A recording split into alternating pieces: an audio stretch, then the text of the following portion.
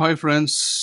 Last வீடியோவில் நம்ம வந்து ரெசிடெண்ட் நான் ரெசிடென்ட்ஸ் என்ன டிஃப்ரெண்ட் அப்படின்னு பார்த்தோம். இன்றைக்கி டேட் வந்து ஆக்சுவலாக 12 ஆகஸ்ட் 2025. ஓகேவா? I just want to make sure that my microphone and screen recording is being recorded on பார்க்குறேன். Yes, it is getting recorded. Okay, let's start.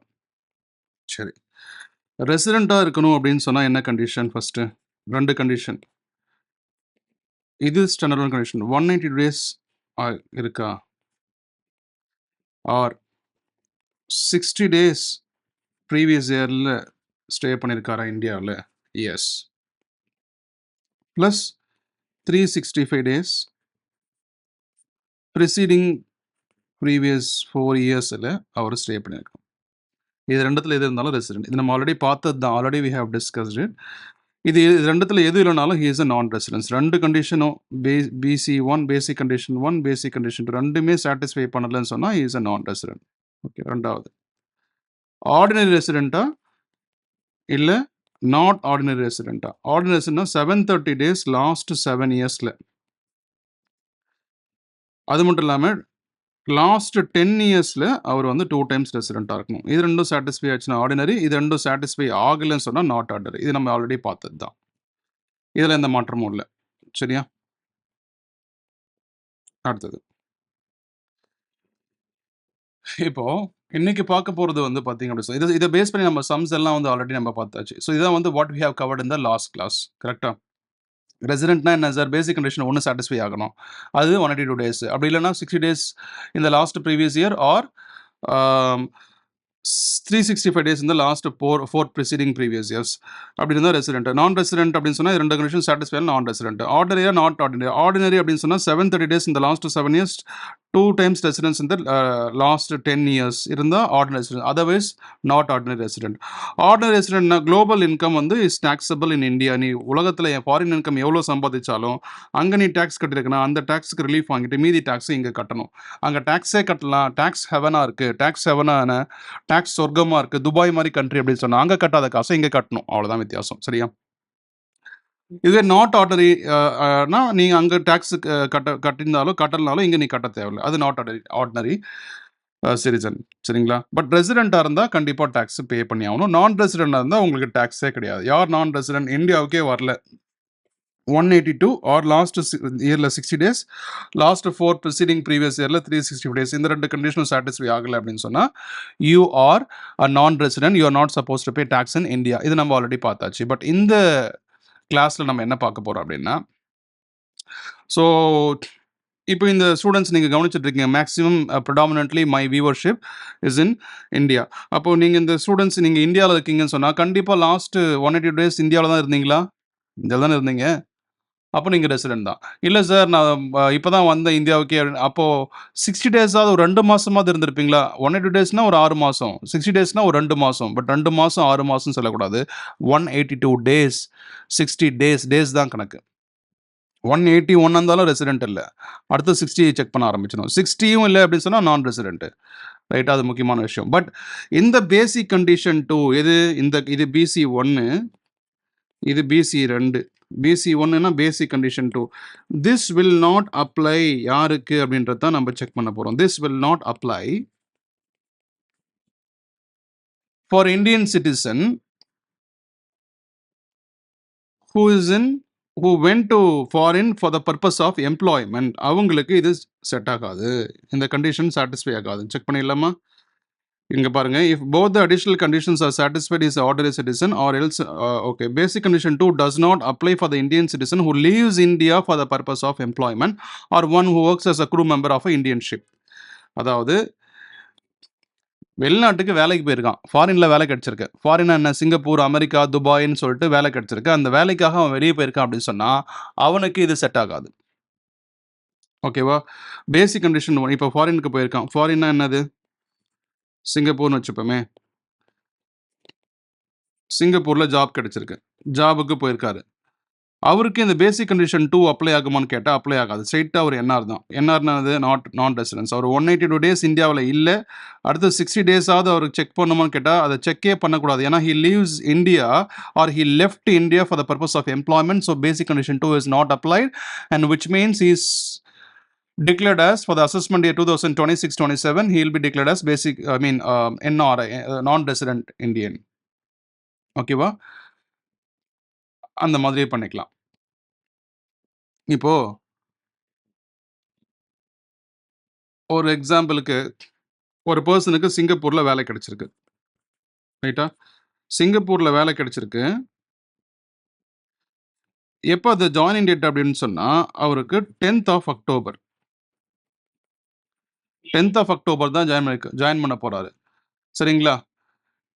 10th of October join பண்றாரு அப்படின்னு சொன்னா, அவரு ஏப்ரல் இந்த financial start பண்ணதுலேருந்து அவர் எங்க இருப்பாரு அப்படின்னு சொன்னா, இந்தியாவுல தான் இருந்திருப்பாரு. அப்படியே கணக்கு பண்ணிக்கங்களேன். ஏப்ரல்ல இருந்து மே, ஜூன், ஜூலை, ஆகஸ்ட், செப்டம்பர். ரைட்டா? அப்படியே பாருங்க. ஏப்ரல்ல ஒரு 30 டேஸ், மேல ஒரு 30 டேஸ், ஜூனும் ஜூலை ஜேஜே 2மே வந்து பார்த்தீங்கன்னா 31ல இருக்கு, ஞாபகம் வச்சுக்கோ. ஆகஸ்ட்ல 30, செப்டம்பர் அதே மாதிரி டிசம்பரும் ஜானும் 31. அப்போ ஜூன், ஜூலை, டிசம்பர், ஜனவரி இது 3 31, பிப்ரவரி மட்டும் 28, மீதி எல்லாம் 30. There should be an easy way to remember it, but this is my way. Total எவ்வளோ டேஸ் வருது? 183 டேஸ் வருதா? ஆக்சுவலாக செப்டம்பர் 31. 183 டேஸ் வருது. 183 டேஸ் வருது அப்படின்னு சொன்னா he is a resident.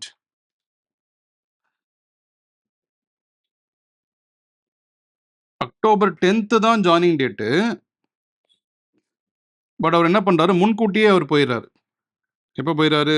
September எண்டுலேயே அவர் போயிடுறாருன்னு வச்சுக்கோங்க. செப்டம்பர் 31. அப்படி கால்குலேட் பண்ணி பார்த்தா கூட இந்த 6 மாசத்துக்கு 183. 10ஆம் தேதி ஜாயினிங் டேட்னா சிங்கப்பூருக்கு 10ஆம் தேதியா போய் சேருவார் ஃபாரின். அங்கே போயிட்டு ஒரு 2 நாள் ஊரை சுற்றி பார்க்கணும், இல்லை செட்டில் ஆகணுன்றதுக்காக முன்கூட்டியே கிளம்பிருக்கலாம் இல்லையா? ரைட்டா? அப்போ ஒருவேளை அவர் செப்டம்பர் 29ஆம் தேதியே கிளம்புறாரு அப்படின்னு சொன்னா, அப்போ என்ன ஆகும்? இங்க ஒரு 29 நாள்ல இங்க 29 நாள் தான் வரும். அப்போ 181 நாள் தான் வரும். 181 நாள் வந்துச்சுன்னா is a NR, is a non-resident. Non-resident should not have to pay, do not have to pay tax in India. So அந்த மாதிரி பிளான் பண்ணி போகலாம். அப்போ பிளான் பண்ணி டேக்ஸை கட்டாமல் இருக்கிறதுக்காக இந்தியாவை விட்டு நம்ம சீக்கிரம் வெளியே போயிட்டா 182 நாளுக்கு 181 நாள் தான் நான் இந்தியாவில் இருந்தேன்னா நீ டேக்ஸ் பே பண்ண தேவையில்ல. Because you will become a non resident. அது முக்கியமான விஷயம். இல்லை எனக்கு சிங்கப்பூர்லேயும் டேக்ஸ் இல்லை சார், துபாயில் டேக்ஸ் இல்லை அப்படின்னு சொன்னால் அப்போ நீங்கள் டேக்ஸ் பே பண்ணி அது வேற மேட்ரு. அதுக்கப்புறம் நீங்கள் அங்கே கட்டியே இருந்தாலும் சரி, இங்கே 183 நாள் ஆயிடுச்சு, நான் அங்கேயும் போய் டேக்ஸ் கட்டணும் சொன்னால் அப்போ டபுள் டேக்ஸ் அவாய்டன்ஸ் ஃபைனல் நம்ம படிப்போம். அப்போ நம்ம ரிலீஃப் வாங்கிக்கலாம். அது ஒரு மேட்ரு. சரிங்களா?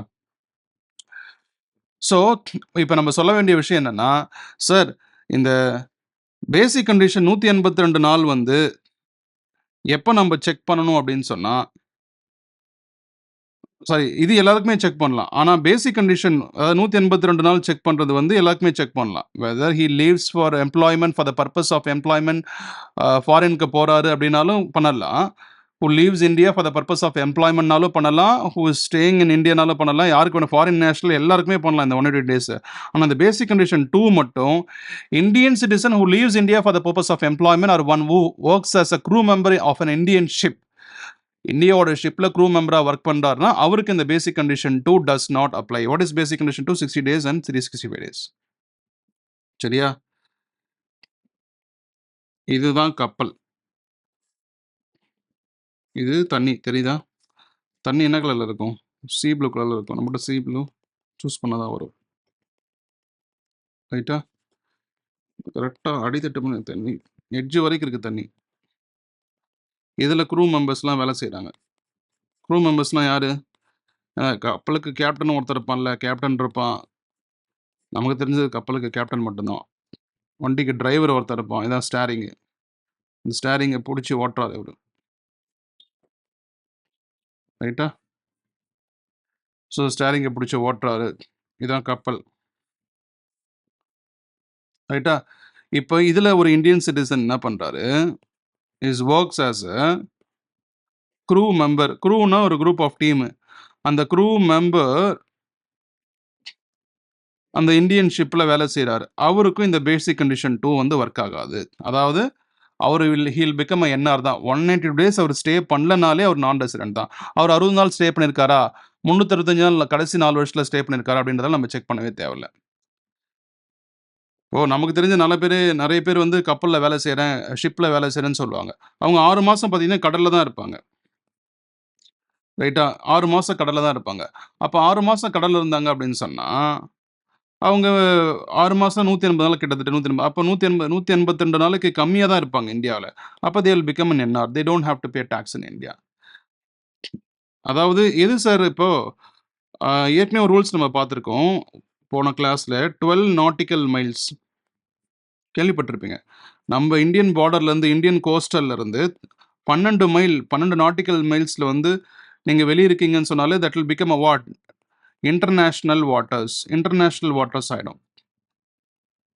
இன்டர்நேஷனல் வாட்டர்ல டிராவல் பண்ற மாரி கணக்காயிடும். தென் அது வந்து நமக்கு கணக்கு வராது. அப்போ இப்ப புதுசா என்ன ரூல் இட்டுருக்காங்கன்னா, சார் இந்த ஷிப்புக்குள்ள அவன் எப்ப உள்ள போனா, எப்ப வெளிய வரான்? அந்த 6 மணியா? 12 மணியா? நைட்டு 12 மணியா? காலைல 6 மணியா? இது என்ன சார் மேட்டரு? எப்படி சார் அந்த டேட்லாம் கால்குலேட் பண்றது? அப்படின்னு கேட்டா, அதுக்கு தான் என்ன பண்ணியிருக்காங்க, நியூ ரூல். நீ ஷிப்புக்குள்ள எப்ப உள்ள போன? Once you are inside the ship once you are inside the ship அப்படின்னா,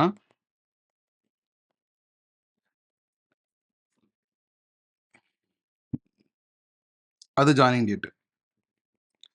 அதையும் இன்க்ளூஸ் பண்ணிப்பாங்க. அடுத்த ப்ரூஃப் என்னன்னா, நீ எப்ப சைன் ஆஃப் பண்ற? Signing off from the ship. அது signing off date.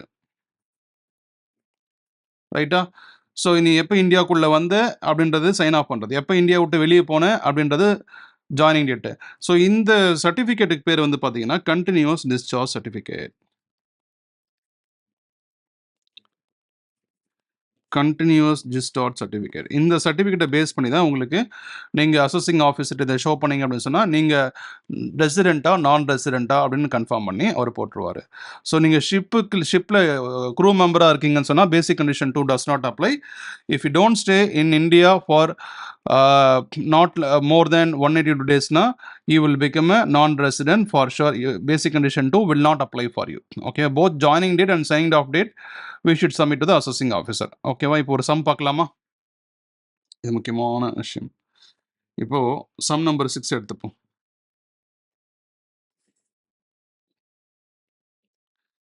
Sum number 6.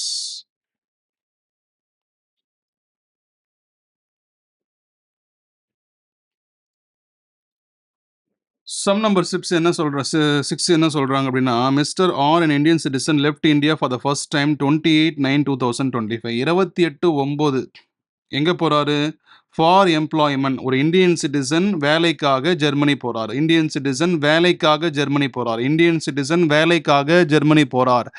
வேலைக்காக வெளிநாட்டுக்கு போற அப்படின்னா, basic condition will not apply ஆகாது. வேலைக்காக ஒரு இந்தியன் சிட்டிசன் வெளிநாட்டுக்கு போறாரு. வேலைக்காக ஒரு இந்தியன் சிட்டிசன் வெளிநாட்டுக்கு போறாரு.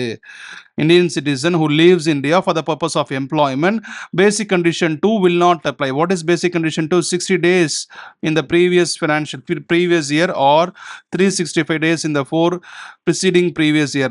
He should not stay in India to become a non-resident. If he becomes a non-resident, what is the benefit? He doesn't have to pay tax in India. அப்போ டாக்ஸை குறைக்கணும் அப்படின்னு சொன்னால் பிளான் பண்ணலாம். ரைட்டா? ஸோ 28/9/2025 தான் தலைவர் திமிங்கலம் எப்போ போறாரு? ஜெர்மனிக்கு போறாரு. அப்ப 28/9ல அவர் உள்ள போறாரு அப்படின்னு சொன்னா, நல்லா பார்த்துக்குங்க. அப்ப நம்மள பொறுத்தவரைக்கும் என்ன ப்ரீவியஸ் இயர் 25, 26, 25, 26. 25, 26 அப்ப நமக்கு ஃபினான்ஷியல் எப்போ ஸ்டார்ட் ஆச்சு? ஏப்ரல்ல ஸ்டார்ட் ஆச்சு. ரைட்டா? April, May, June, July, August, September. ஒவ்வொரு காலகட்டத்திலயும் தலைவர் வந்து ஏப்ரல் மாசத்துல எவ்வளோ டேஸ் இருந்தாரு? 30 டேஸ் இருந்தாரு. மார்ச்ல 31 டேஸ் இருந்தாரு. ஜூன்ல 31 டேஸ் இருந்தாரு. அப்படியா வரும்? ஏப்ரலுக்கு அப்புறம் மார்ச்சா? ஏப்ரலுக்கு அப்புறம் மேடா? ஓகேவா? மே. June and July. ஏற்கனவே ஒரு இடத்துல ஜூனும் ஜூலையும் நம்ம 31, 31 போட்டோமே. ஆக்சுவலா தப்பு. மே இது வந்து 1 இது 0. ரைட்டா?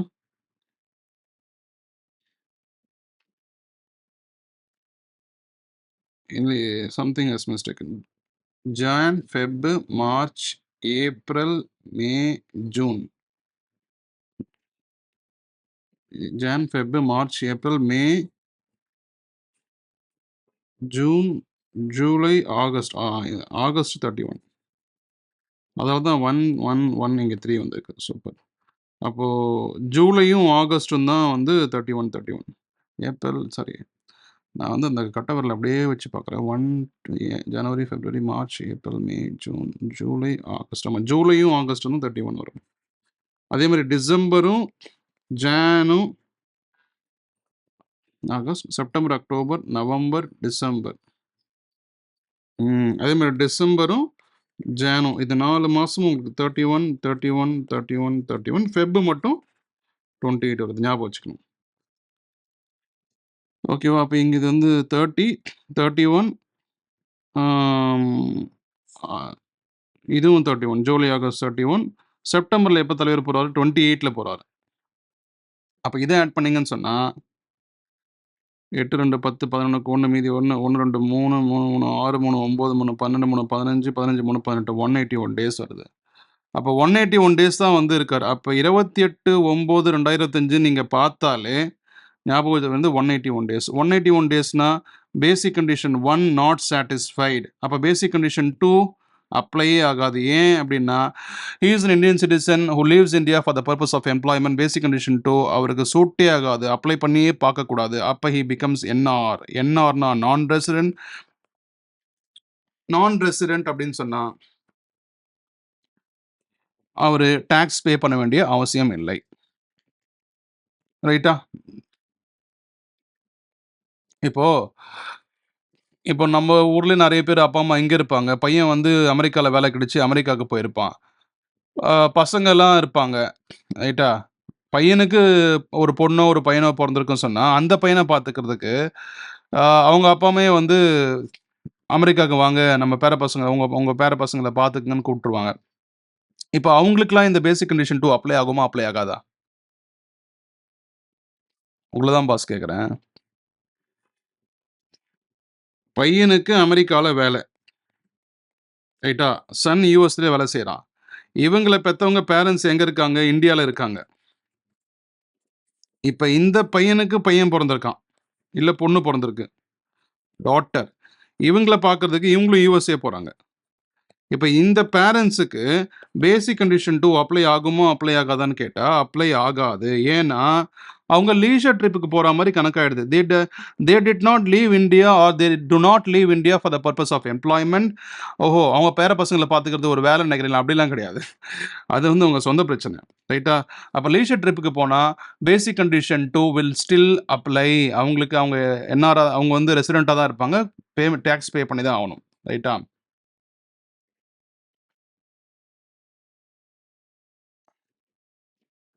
அது ஒரு முக்கியமான விஷயம். அதே மாதிரி அஃபிஷியலாக நான் டூர் போயிட்டு வரேன், ஆனால் கம்பெனி இந்தியாவில் இருக்குது, அஃபிஷியலாக நான் டூர் மட்டும் போயிட்டு வருவேன், அவங்களுக்கும் பேசிக் கண்டிஷன் 2 வில் அப்ளை ஆகும். சரியா? அப்போ 2 பேருக்கு தான். Indian citizen who lives India for the purpose of employment. அப்படி இல்லை அப்படின்னு சொன்னால் who is part of Indian crew member in Indian ship. ஒரு ஷிப்பில் க்ரூ மெம்பராக இருக்கார், இந்தியன் ஷிப்பில் க்ரூ மெம்பராக இருக்காருன்னா அவருக்கு தான் இந்த basic condition 2 will not apply. அவங்களுக்கு அந்த அந்த ஒரு பெனிஃபிட் அவங்களுக்கு தராங்க. பேசிக் கண்டிஷன் 2 அப்ளை ஆகாதுன்னு சொன்னால் அது வந்து பெனிஃபிட். நான் ரெசிடெண்ட்டாக மாறுறாங்க இல்லையா, அப்போ அவங்களுக்கு டேக்ஸ் கட்ட வேண்டிய அவசியம் இல்லை. சரி சார், நான் இந்தியன் கம்பெனியில் வேலை செய்கிறேன், இவங்க வந்து ஆஸ்திரேலியாவில் நான் ஆஸ்திரேலியா, அமெரிக்கா, சிங்கப்பூர் நான் போயிட்டு வர சொல்கிறாங்க, அதுவும் கணக்கில் வராது. இங்கே மொத்தமாக வந்து வேலை you should resign and join in the foreign company, then the basic condition 2 will apply. அதான் முக்கியமான விஷயம், ரைட்டா? முடிஞ்சிருச்சா? நான் ஏற்கனவே சொன்ன மாதிரி இவங்க வந்து பண்ணாங்க அப்படின்னு சொன்னால் கண்டிப்பாக அவங்க பேரண்ட் இது 181 டேஸ் தான் லீஷர் ட்ரிப்பாக இருந்தால் கூட பேசிக் கண்டிஷன் 2 அப்ளை ஆகும்ல. அப்போ 60 டேஸ் லாஸ்ட்டில் இருந்தாங்களா, கண்டிப்பாக இருந்திருப்பாங்க. 365 டேஸ் வந்து 4 ப்ரிசீடிங் ப்ரீவியஸ்ல இருந்திருப்பாங்களா? கண்டிப்பா இருந்திருப்பாங்க. அப்ப they will become a resident and they are suppose to பே.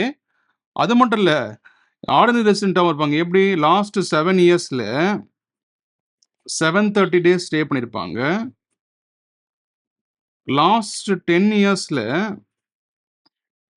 அவங்க 2 டைம்ஸ் ரெசிடென்ட்டாவும் இருப்பாங்க. ஏன்னா பேரண்ட்ஸ் இங்க தானப்பா இருப்பாங்க. இங்க இருந்தாங்கன்னா எப்படி அவங்க இந்த 2 அடிஷனல் கண்டிஷன்ஸை சாட்டிஸ்ஃபை பண்ணாம இருப்பாங்க? கண்டிப்பா சாட்டிஸ்ஃபை பண்ணுவாங்க. ஸோ அப்ப இது முக்கியமான விஷயம். அடுத்த சம்முக்கு போயிடலாமா? 7th some.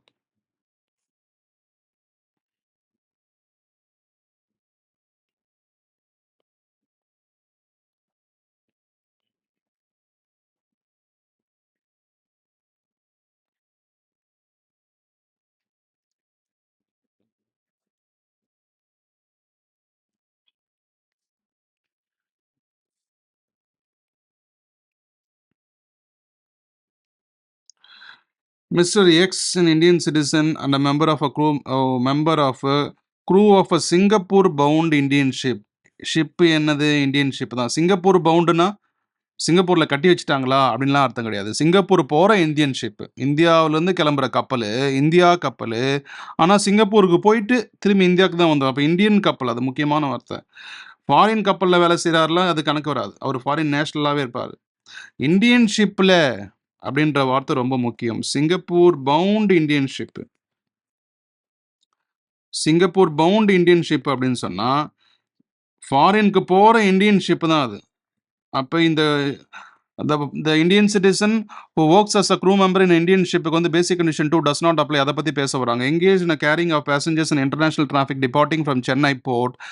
சென்னை துறைமுகத்திலிருந்து 6th June 2025. டேட் ரொம்ப முக்கியம். டிபார்ச்சர் டேட் என்னது? 6th June 2025. From the following details of the previous year 2025-26, determine the residential status of Mr. X. Assuming that the stay in India, the last 4 previous preceding 2025-26 is 400 days and last 7 previous preceding on the 750 days.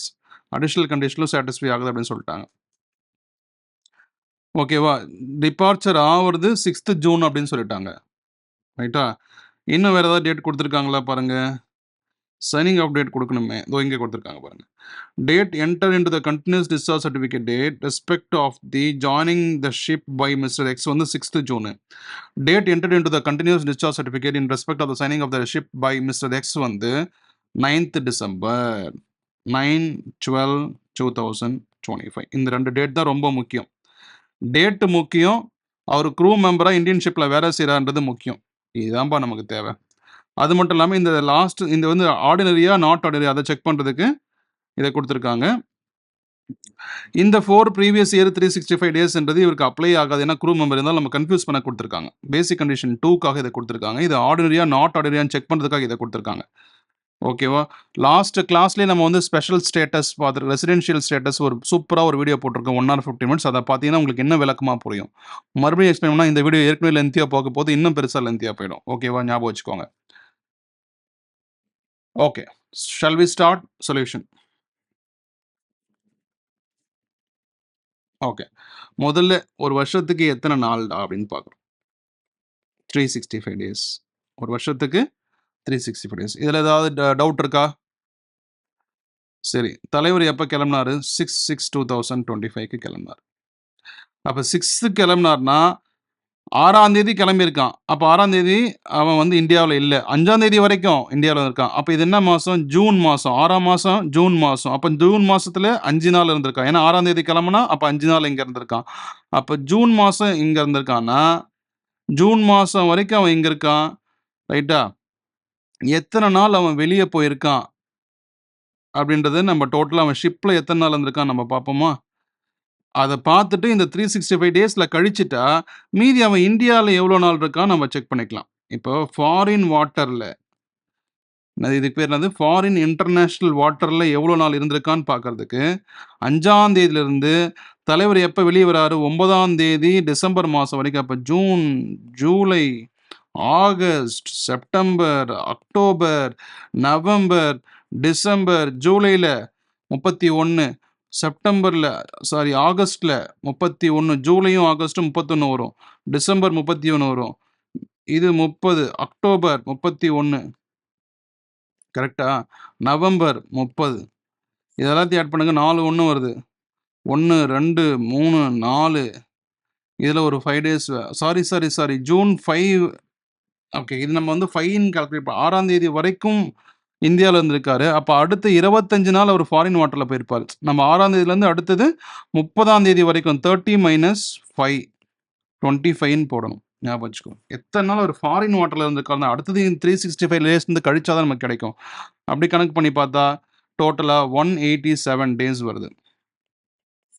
ரைட்டா? 187 days வருது. கரெக்டா? 25 30 5 1 6 6 1 7 7 1 8 8 1 9 189 days வருமேடா. டிசம்பரில் எங்கே 31 நாள்? டிசம்பரில் 9 நாள் தான். அதான் 9ஆம் தேதி வெளியே வந்துட்டாரு தலைவர். இப்போ கணக்கு பண்ணி பாருங்க. 5 1 6 7 7 1 8 8 9 17 7 மீதி 1 18 187 நாள். அப்போ இந்த 25 6ஆம் தேதி கிளம்புனதால 30லேருந்து 5 நாளை கழிச்சா 25, இது போட தெரியணும். 9ஆம் தேதி வெளியே வந்துட்டார். 9ஆம் தேதி வெளியே வந்ததால இது நமக்கு போட தெரியணும். அந்த 9 நாளும் கணக்கு 187 நாள். இப்போ இந்த 365 டேஸில் 187 நம்ம கழிச்சோம் அப்படின்னு சொன்னால், கால்குலேட்டர் கழிச்சா நமக்கு என்ன வருது? 178 டேஸ் வருது. அப்போ basic condition 1 is not satisfied. Basic condition 1 வந்து நாட் சாட்டிஸ்ஃபைடு. அப்போ ஹி இஸ் பிகம் என்ஆர்னு இப்பயே சொல்லிடணுமா? சொல்லிடலாம். ஏன்னா பேசிக் கண்டிஷன் 2 வந்து will not applicable because he is a Indian citizen who is part of a crew member of an Indian ship. இந்திய கப்பலில் வேலை செய்கிற ஒரு இந்திய குடிமகனுக்கு இரண்டாவது கண்டிஷன் பொருந்தாது. 60 டேஸும் 4 preceding previous yearsல அவர் வந்து 365 days even had he stayed in India he would not become a resident. does not apply. ஏன்னா க்ரூ மெம்பராக இருக்காரு ஷிப்பில். ஒரு தரம் 2 தரம் 3 தரம் எத்தனை தடவை சொல்கிறது? அப்போ தான் நமக்கு ஈஸியாக புரியும். ரைட்டா? அப்போ இதுக்கெல்லாம் எதுக்கு சார் கொடுத்தாங்க? இந்த 4 preceding previous yearlessல இந்த இதெல்லாம் ஏன் கொடுத்தாங்க அப்படின்னு கேட்டால் உங்களெல்லாம் கன்ஃபியூஸ் பண்ணுறதுக்காக கொடுத்தாங்க. ரைட்டா? அதே மாதிரி இந்த 750 டேஸு லாஸ்ட் 7 இயர்ஸில் அவன் தான் என்ஆர்ஏ ஆகிட்டானே, நான் ரெசிடென்ட் ஆனதுக்கப்புறம் அவன் ஆர்டினரியா நாட் ஆர்டினரி நம்ம செக் பண்ணி ஆகணுமா? செக் பண்ணவே கூடாது. இப்போ மீதி எல்லா இன்ஃபர்மேஷனும் just to confuse you. So அப்போ during the assessment year 2026-27 the Indian citizen Mr. X is considered to be a non-resident. அடுத்த கொஸ்டின் போயிடலாமா? 8வது question.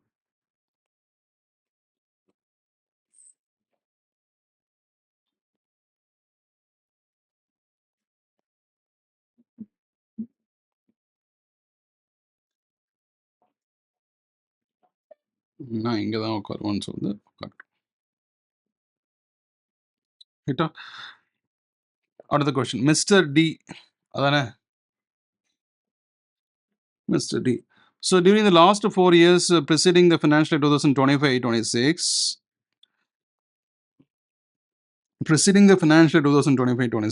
Mr. D, Indian citizen of India, D என்றது பேர், was present in India for 430 days. இருக்கட்டும்.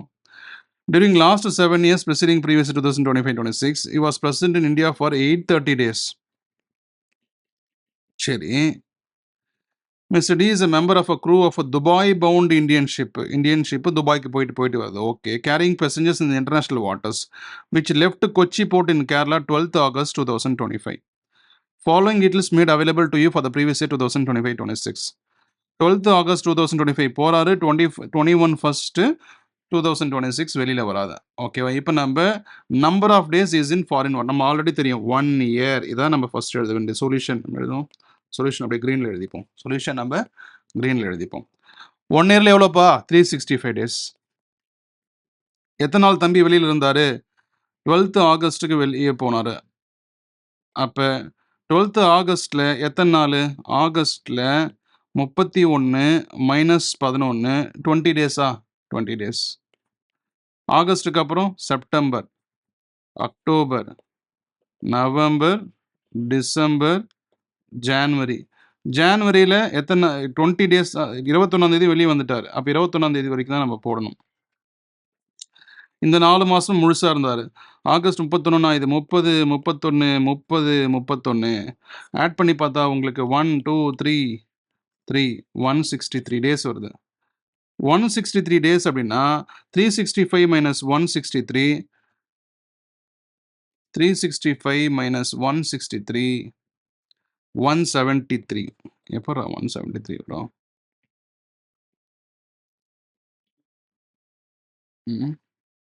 தப்பாச்சு. 365 இருந்து என்ன ஆக்சுவலா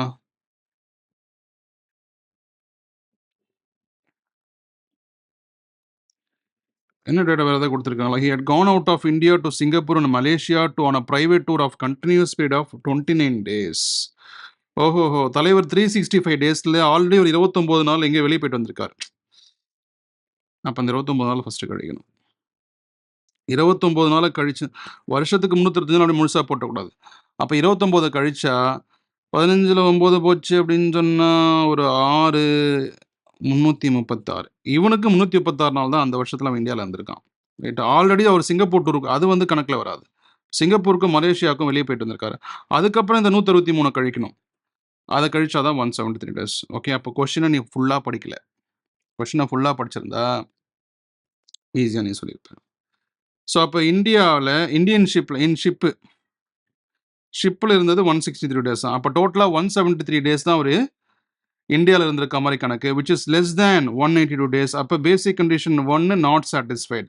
பேசிக் கண்டிஷன் 2 நம்ம செக் பண்ணோமான்னு கேட்டால் செக் பண்ணவே தேவையில்லை. ஏன்னா he is part of Indian ship as a crew member அப்படின்றதால அப்போ he will become a BC2 will not apply.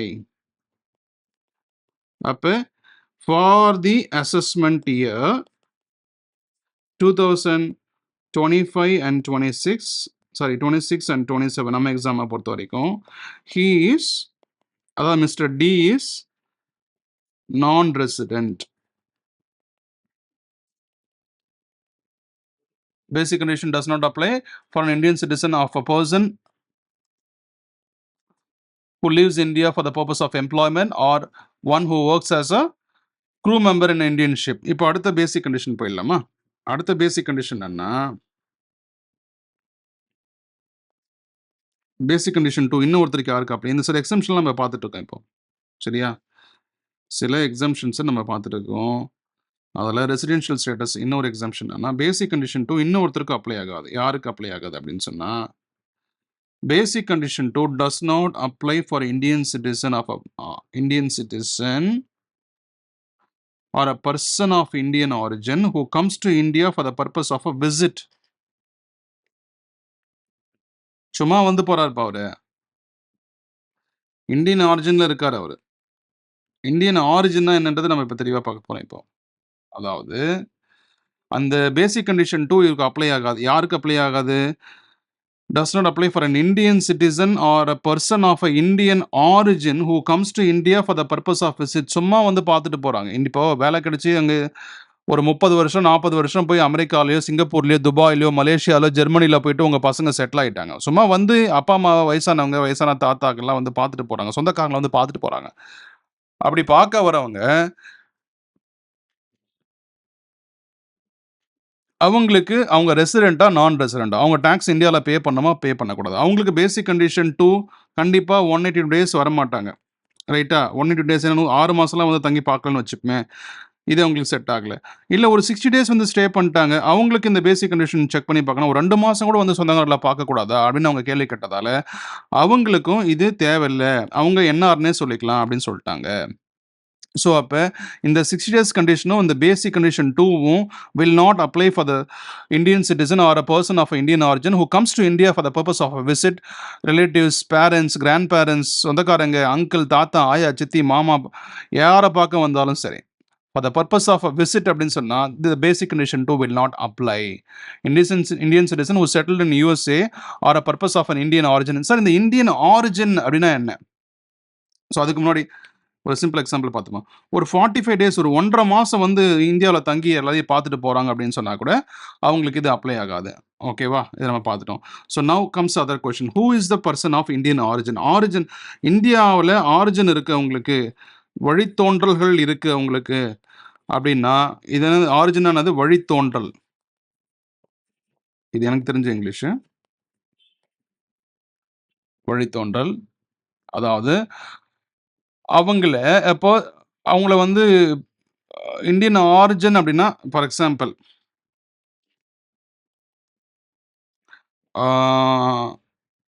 நான் இல்லை என்னுடைய அப்பா இல்லை என்னுடைய parents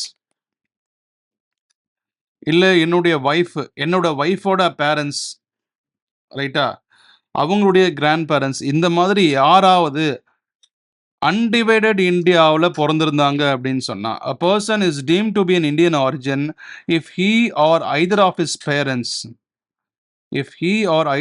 parents or any of his grandparents were born. Okay, என்னுடைய ஒய்ஃபோட கிடையாது, தப்பா சொல்லிட்டேன். என்னுடைய அப்பா வழியிலையோ என்னுடைய அம்மா வழியிலையோ என்னுடைய ஃபாதர் இல்லை என்னுடைய ஃபாதருடைய பேரண்ட்ஸ், அதாவது என்னுடைய கிராண்ட் பேரண்ட்ஸ், என்னுடைய மதருடைய கிராண்ட் பேரண்ட்ஸ், அவங்க அன்டிவைடட் இந்தியாவில் பிறந்திருந்தாங்கன்னு சொன்னால் கூட அன்டிவைடட் இந்தியா 1947 சுதந்திரம் கிடைக்கிறதுக்கு முன்னாடி அன்டிவைடட் இந்தியா பாகிஸ்தானும் இன்க்ளூடட். அவங்க ஆகஸ்ட் 14 சுதந்திரம் கிடைச்சிருச்சு, நமக்கு ஆகஸ்ட் 15 நமக்கு இண்டிபெண்டன்ஸ் டே. இதில் அவங்க வந்து if they were born we are also consider to be Indian origin. ஓகேவா? அந்த சொல்லியாச்சா? இந்தியன் ஆரிஜின் இதான் ஹெச்சில் சொல்லியிருக்காங்க பாருங்க, காப்பி பண்ணிக்கோ, பேஸ்ட். இது ஒரு முக்கியமான கண்டிஷன். இப்போ நான் சில இன்ட்ரெஸ்டிங்கான ஃபேக்ட்ஸ்லாம் நான் சொல்ல போகிறேன். நான் சொன்ன மாதிரி இப்போ நானும் என்னுடைய ஃபாதருடைய பேரண்ட்ஸ், நான் இல்லை என்னோட மதருடைய பேரண்ட்ஸ், அவங்க அன்டிவைடட் இந்தியாவில் பிறந்திருக்காங்க. அன்டிவைடட் இந்தியானா என்னங்க சார் அப்படின்னு கேட்டால் ஆகஸ்ட் 14 யாருக்கு இண்டிபெண்டன்ஸ் டே? பாகிஸ்தானுக்கு. அப்போ பாகிஸ்தானும் இந்தியாவும் எல்லாம் ஒன்றா தான் இருந்துச்சு. அதுக்கப்புறம் முஸ்லீம்ஸ்லாம் எனக்கு வந்து ஐ வாண்ட் அ செப்பரேட் கண்ட்ரின்னு they have separated from India and they formed a country Pakistan. அதுக்கப்புறம் 1971 பங்களாதேஷ் வந்து இந்தியா தான் போய் இன்டர்ஃபரன்ஸ் பண்ணி அவங்களுக்கும் பங்களாதேஷ் ஒரு கண்ட்ரி வாங்கி கொடுத்தாங்க. But we don't worry about Bangladesh. Pakistan கராச்சியில் பிறந்திருக்கேன், மொஹாலியில், இது வேறு ஏதாவது இப்போ பாகிஸ்தானோட சிட்டியில் 1947 ஆகஸ்ட் 14 முன்னாடி பிறந்திருக்கானோ there also part of Indian origin, undivided இந்தியாவில் பிறந்ததால். ஓகேவா? சரி, இப்போ ஒரு முக்கியமான, ஏன்னா இதெல்லாம் வந்து ரொம்ப முக்கியம். ஆகஸ்ட் 15 முன்னாடி இந்தியாவில் எந்த ஸ்டேட்டு மென்ஷன் பண்ணி கொடுத்துருந்தாலும் they are undivided India. So நம்ம என்ன பார்த்துட்டு இருக்கோம் இப்போ? Undivided India. இந்தியாவுக்கு சுதந்திரம் கிடைக்கிறதுக்கு முன்னாடி இந்தியாவும் பாகிஸ்தானும் ஒன்றா தான் இருந்துச்சு. ஆகஸ்ட் 14 அவங்களுக்கு, ஆகஸ்ட் 15 இந்தியாவுக்கு. இதுக்கு முன்னாடி எந்த ஸ்டேட்டை மென்ஷன் பண்ணி இந்த டேட்டுக்கு முன்னாடி அவங்க சொல்லியிருந்தாலும் அவங்க they are part of Indian origin. அந்த இந்தியன் ஆரிஜினுக்கு என்ன செட் ஆகாது? இந்த பேசிக் கண்டிஷன் 2 வந்து செட் ஆகாது. ஓகேவா? பேசிக் condition 2 does not apply for the Indian citizen or a person of Indian origin who comes to India for the purpose of visit. இப்போ மன்மோகன் சிங் உங்களுக்கு தெரியுமா? Who is மன்மோகன் சிங்? யார்ப்பா மன்மோகன் சிங்?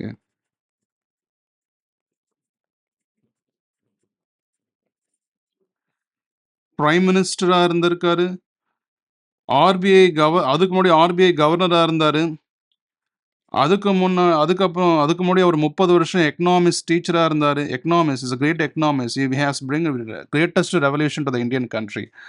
அதுக்கப்புறம் தான் இந்தியா நிறைய குளோபலைசேஷன் ஆச்சு. இந்தியாவில் பெரிய growth இருந்துச்சு during this Congress period when he was a prime minister, மன்மோகன் Singh. Do you know? Can you Google பண்ணி பாருங்க. When did he born? 1932 பாகிஸ்தான்ல பிறந்திருக்காரு. Undivided India.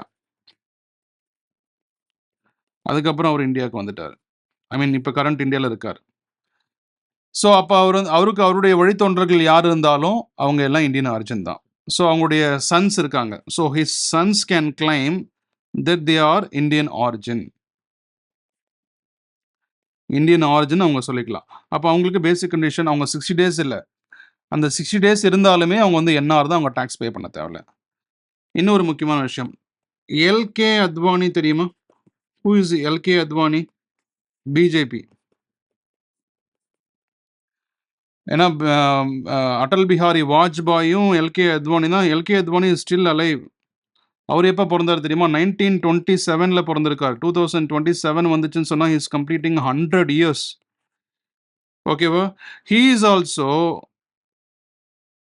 எங்க பிறந்தார் தெரியுமா? பாகிஸ்தான் கராச்சியில பிறந்தார்.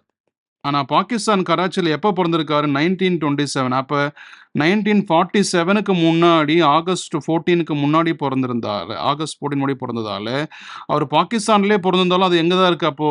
அன்னைக்கு நிலைமைக்கு அது என்னது இது? இந்தியா. அப்ப அன்டிவைடட் இந்தியா. இப்பதான் டிவைட் ஆயிடுச்சு. இந்தியாவும் பாகிஸ்தானும் பிளவுபட்டு தனித்தனி கண்ட்ரியா ஃபார்ம் ஆயிடுச்சு. Both the countries are divided into two countries. But when he got born, 1927, it was undivided India, which means he is also he and his sons and அதுக்கப்புறம் அவங்க வரக்கூடிய grandsons எல்லாமே they can claim the this tag Indian origin அப்படின்ற tag அவங்க claim பண்ணிட்டு போயிட்டே இருக்கலாம். ஓகேவா? முடிஞ்சிச்சா? If a person is deemed to be Indian origin, if he or either of his parents or any of his grandparents, if he or either of his parents or any of his grandparents were born in undivided India. ஆனா நீங்க சொல்லுங்க, இந்த data பார்த்தாச்சா இப்போ? இப்போ இந்த students நீங்க இருக்கீங்க. உங்க அப்பா அம்மாலாம் 1947க்கு முன்னாடியே பொறந்திருப்பாங்க. உங்களுக்கே வயசு 20 வயசு அப்படின்னா, உங்க அப்பா அம்மாவுக்கு ஒரு +13 வச்சுப்போம் உச்சகட்டமா. 50. 2025 - 50 1975. அப்ப 1947க்கு வாய்ப்பே கிடையாது. அவங்க தாத்தா கொஞ்சம் வாய்ப்பு இருக்கு. இவங்களோட 20 வருஷம்னா, உங்க தாத்தாக்கு ஒரு 70 வயசுனா கூட 2025 - 70 எவ்வளோ வரும்? இது 75னா அது 1955 தான் வரும். அப்ப 1947 யாருக்குமே வராது. அப்ப going forward this claim of Indian origin will never be there. Indian origin எவனுமே சொல்ல முடியாது. ஏன்னா இனிமேல் யாருமே வந்து இப்போ புதுசா போய் நான் 1947க்கு முன்னாடி பிறக்க முடியுமா என்ன? டைம் மிஷின் ஒண்ணா போட்டு போய் போலாம். புரிஞ்சுச்சுன்னா பேசுனீங்க. அடுத்த கொஸ்டின் போயிடலாமா? 9th question. 9th கொஸ்டின் என்ன?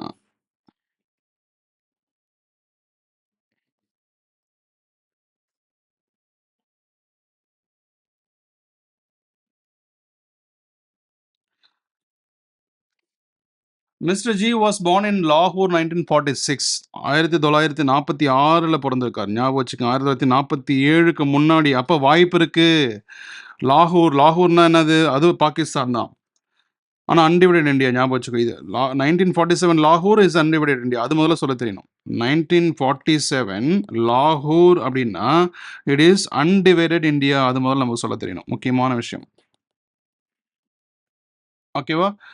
And his been staying in England 1978. 1978ல இருந்து அவர் இங்கிலாந்துல தான் இருக்காரு. இருக்கட்டும். He became to visit India 4th 10ல விசிட் பண்ண வராரு. அப்ப இந்த டேட் ரொம்ப முக்கியம். Visiting India. Visiting India date என்னது? 4th 10 2025 and returns on 30th March 2026. அப்ப இது அக்டோபர். அக்டோபர்ல 4ஆம் தேதி வராரு. அப்ப 3 நாள் அங்க இருந்திருக்காரு. அப்ப அந்த 31 - 3 அக்டோபர்ல 28 நாள் இருந்திருக்காரு. November, December, Jan, Feb, March.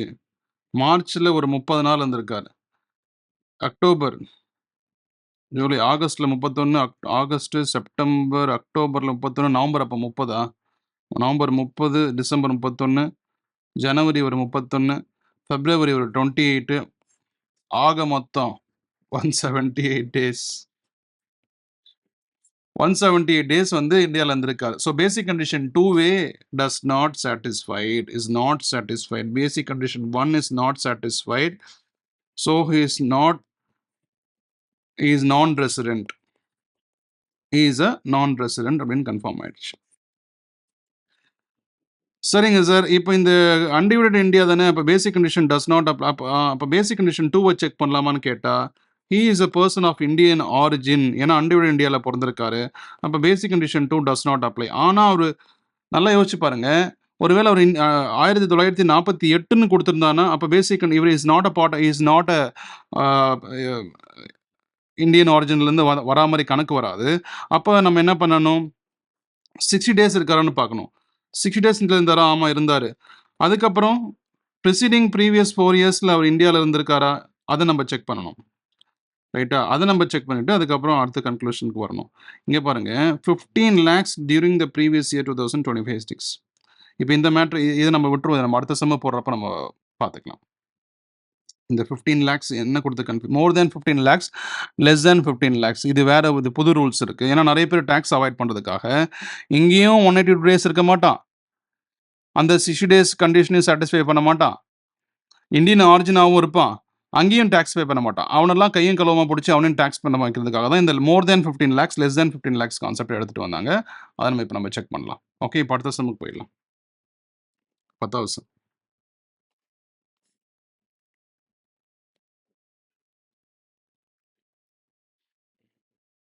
10வது செம் என்னன்னா,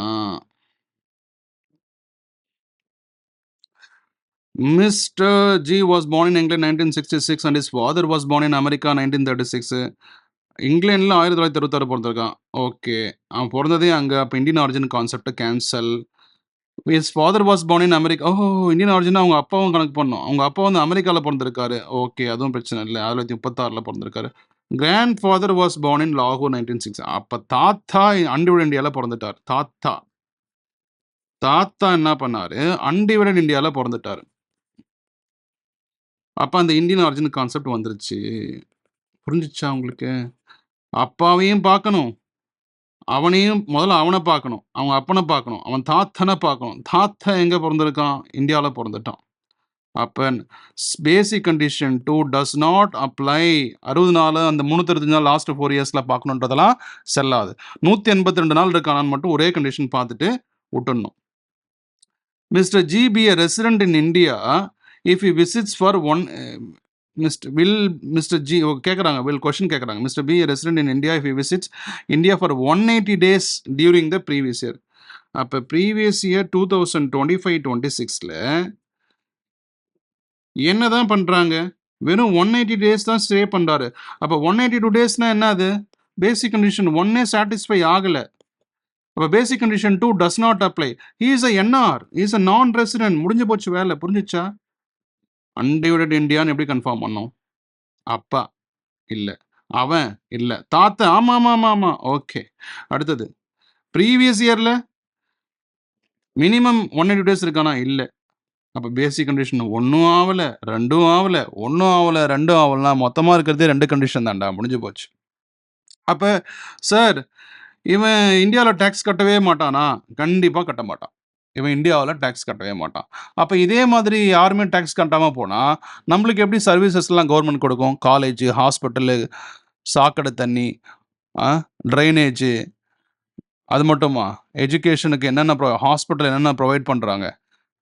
ஹெல்த் அண்ட் வெல்த் டிபார்ட்மெண்ட் என்னென்ன ப்ரொவைட் பண்ணுறாங்க? நீங்கள் ப்ரைவேட் காலேஜ்லேயே படித்தாலும் அந்த காலேஜுக்கு கவர்மெண்ட் லைசன்ஸ் கொடுக்கறதுக்காக டிபார்ட்மெண்ட்டில் ஆளை போட்டு அந்த பில்டிங் ஸ்ட்ராங்காக இருக்கான்னு செக் பண்ணாங்கல்ல. எல்லாத்துக்கும் கவர்மெண்ட் வேலை செஞ்சு ரோடு போட்டு கொடுத்தாங்க. ரோட்டில் எப்படி போகிறீங்க? அப்போ டேக்ஸ் நம்ம கட்டணும். இப்போ இவன் டேக்ஸ் வந்து நான் இந்தியன் ஆரிஜின், நான் பேசிக் கண்டிஷன் 2, நான் இப்போ 60 நாள் வந்து போவேன். 60 நாளில் 181 நாள் 6 மாதம் நான் இங்கே தான் இருப்பேன்.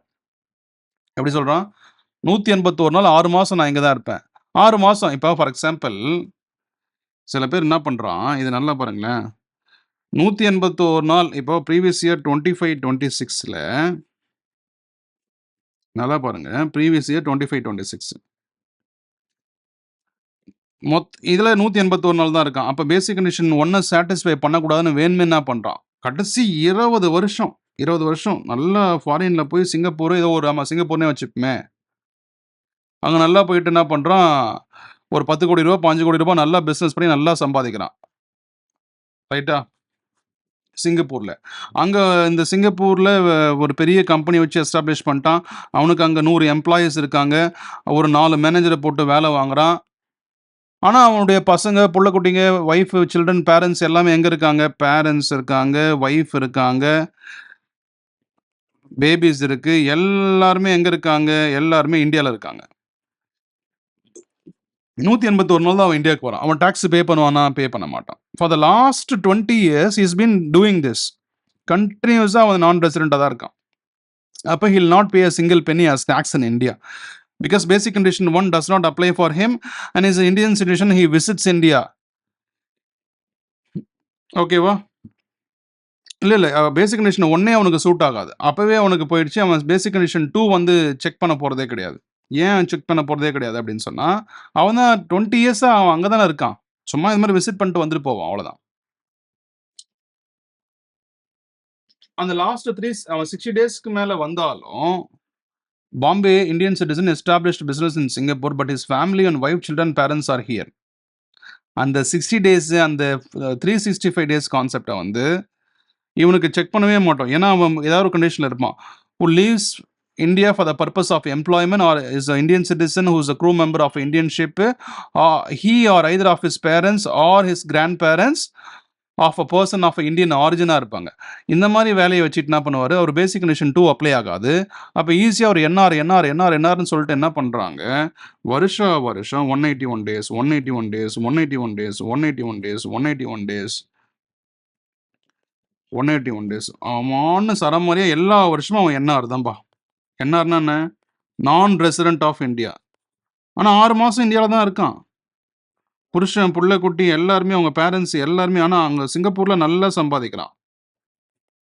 ரைட்டா? அவன் நல்லா பிளான் பண்ணிட்டு வரான். ஏன்னா ஒரு நாள் அவன் கிராஸ் ஆனா கூட சரி. ஏதாவது லீப் இயர் மாரி வந்து எக்ஸ்ட்ரா வந்து 182 நாள் அவன் இருந்துட்டு அவன் டாக்ஸ் பே பண்ணி ஆகணும். கரெக்ட்டா? ஆனா அவன் கரெக்ட்டா பிளான் பண்ணி என்ன பண்றான், டாக்ஸ எவேட் பண்ணிட்டே இருக்கான். சார், எப்படி சார் இங்க உட்காந்துட்டு 6 மாசம் இங்க இருக்கான். ஆனா எப்படி அவங்க ரூ. 10,00,00,000 ரூ. 15,00,00,000 ப்ராஃபிட் பண்ணா, அதான் 4 மேனேஜர் வச்சு வேலை செய்றான்ல. சிங்கப்பூர்ல 100 எம்ப்ளாயி 4 மேனேஜர். இங்க இருந்து அவன் ரிமோட்லயே ஒர்க் பண்ணிக்கலாம் அப்படின்னு பார்க்குறான். ஆனா வந்து இங்க தான் வந்து அவன் ஒய்ஃப், பசங்க, பேரண்ட்ஸ் எல்லாம் இங்க தான் ஸ்டே பண்ணிட்டு இருக்காங்க.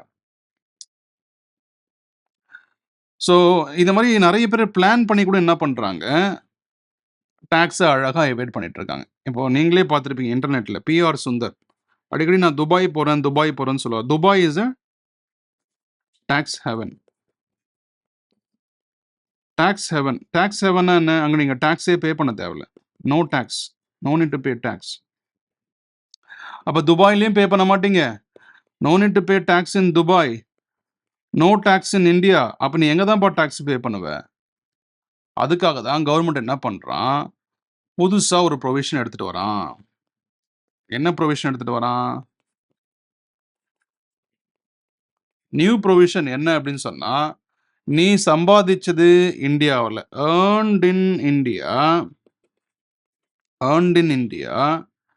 Received in India. இந்தியாவுல தான் சம்பாதிக்கிற, இந்தியாவுல தான் நீ பணத்த ரிசீவ் பண்றன்னு சொன்னா, அவனுக்கு கண்டிப்பா இப்ப இவனுக்கே வந்து ஒரு ரெண்டல் இன்கம் ஒரு 3 லட்சம் வருதுன்னு வச்சுக்கங்களேன். Say for example. 2வது, நீ இந்தியாவுல தான் சம்பாதிக்கிற, வாடகை இங்க தான் வருது. ஆனா உன்னுடைய சிங்கப்பூர் பேங்க் அக்கவுண்ட்க்கு இல்ல துபாய் பேங்க் அக்கவுண்ட்ல ரிசீவ் பண்ற. Received outside India. அது ஒரு 1 லட்ச ரூவா வருதுன்னு வச்சுக்கங்க. ஏதோ ஒரு இன்கம். இல்ல நீ வெளிநாட்டுல சம்பாதிக்கிற அவுட்சைட் இந்தியா. ஆனா அது ரிசீவ்ட் இன் இந்தியா. ஆனா இந்தியாவுல நீ டைரக்ட்டா அத வாங்குற. அது ஒரு 2 லட்ச ரூவா வருது அப்படின்னு சொன்னா. 4வது, பிசினஸ் எஸ்டாப்ளிஷ் பண்ணி ப்ராஃபிட் சம்பாதிக்கிற. ஆனா வந்து அந்த பிசினஸ் வந்து controlled from India. Business outside India. ஆனா அது வந்து கண்ட்ரோல்டு ஃப்ரம் இந்தியா. இந்தியாவிலிருந்து தான் நீ அதை கண்ட்ரோல்டு பண்ற. Controlled in India R the profession setup in India. அப்படி இருக்கு. அந்த ப்ராஃபிட் மூலமா ஒரு 10 crore சம்பாதிக்கிற. இது எல்லாமே கூட்டி பார்த்தா ஒரு மோர் தென் ஒரு 15 lakhs வந்துருச்சுனாலே, என்னது? இந்தியாவுல சம்பாரிச்ச காசு இந்தியாவிலேயே ரிசீவ் ஆகுது. இந்தியாவுல சம்பாரிச்ச காசு வெளிநாட்டுல ரிலீஸ் ஆகுது. இந்தியாவுல அவுட் சைட்ல சம்பாரிச்ச காசு இந்தியாவுல ரிசீவ் ஆகுது. பிசினஸ் வந்து controlled in India or professional setup in India. But business is outside the India. அப்ப இந்த இந்தியா இன்சைட்ல ஏதாவது ஒண்ணாலே அது 15 lakhsக்குள்ள வந்துரும். அது கணக்கு பண்ணி பார்க்கிறப்போ, கண்டிப்பா அது 15 lakhsக்கு மேல வந்துரும். அந்த மாதிரி வந்தாலே வேற ஒரு ரூல்ஸ் எடுத்துட்டு வராங்க. இப்போ நீங்களே ஒரு ஆடிட் ஃபார்ம் வச்சிருக்கீங்க. உங்க ஃப்ரெண்ட் திடீர்னு சிங்கப்பூருக்கு கால் பண்ணி, "இங்க வந்து வேலைய முடிச்சுட்டு போ. ஒரு ரூ. 20,00,000 சம்பளம் வாங்கிடலாம்னு" சொல்லிட்டு சொன்ன உடனே, நீங்க உங்களுடைய ஆர்டிக்கல் ஸ்டூடண்ட்ஸ் எல்லாம் கூட்டிட்டு நீங்க என்ன பண்றீங்க, சிங்கப்பூர் போறீங்க, வேலைய முடிக்கிறீங்க, ரூ. 20,00,000 வாங்கிட்டு வந்துட்டீங்க. ரைட்டா? ஆனா, உங்களுடைய ஆடிட் ஃபார்ம் எங்க இருக்கு? இந்தியாவுல தான் இருக்கு. அப்ப the profession is set up in India, even though you work in Singapore for the auditing work. ஆனா இந்த 20 lakhs இன்கமும் என்னது? earned outside India, but the profession or the controlled is in India. உங்களுடைய ப்ரொஃபஷன் எங்க இருக்கு? இந்தியாவுல தான் இருக்கு. அப்ப கவர்மெண்ட் என்ன சொல்றான்? உங்களுடைய income excluding foreign income more than 15 லேக்ஸா லெஸ் தேன் 15 லேக்ஸா மோர் தேன் 15 லேக்ஸ் அப்படின்னு சொன்னால் உங்களுக்கு வேற ப்ரொவிஷன், லெஸ் தேன் 15 லேக்ஸ்னா ஓல்டு ரூல்ஸே அப்ளை பண்ணணும். மோர் தேன் 15 லேக்ஸ் இருக்குன்னு சொன்னால் உன்னை ரெசிடென்ட்டாக மாற்றுறதுக்கு உன்னை டேக்ஸை கட்ட வைக்கிறதுக்கு அவன் வழி பார்க்குறான். சரிங்க சார். அப்போ இந்த மோர் than 15 lakhs excluding foreign income அப்போ வேற ரூல்ஸா சார்? மோர் than 15 lakhs excluding foreign income.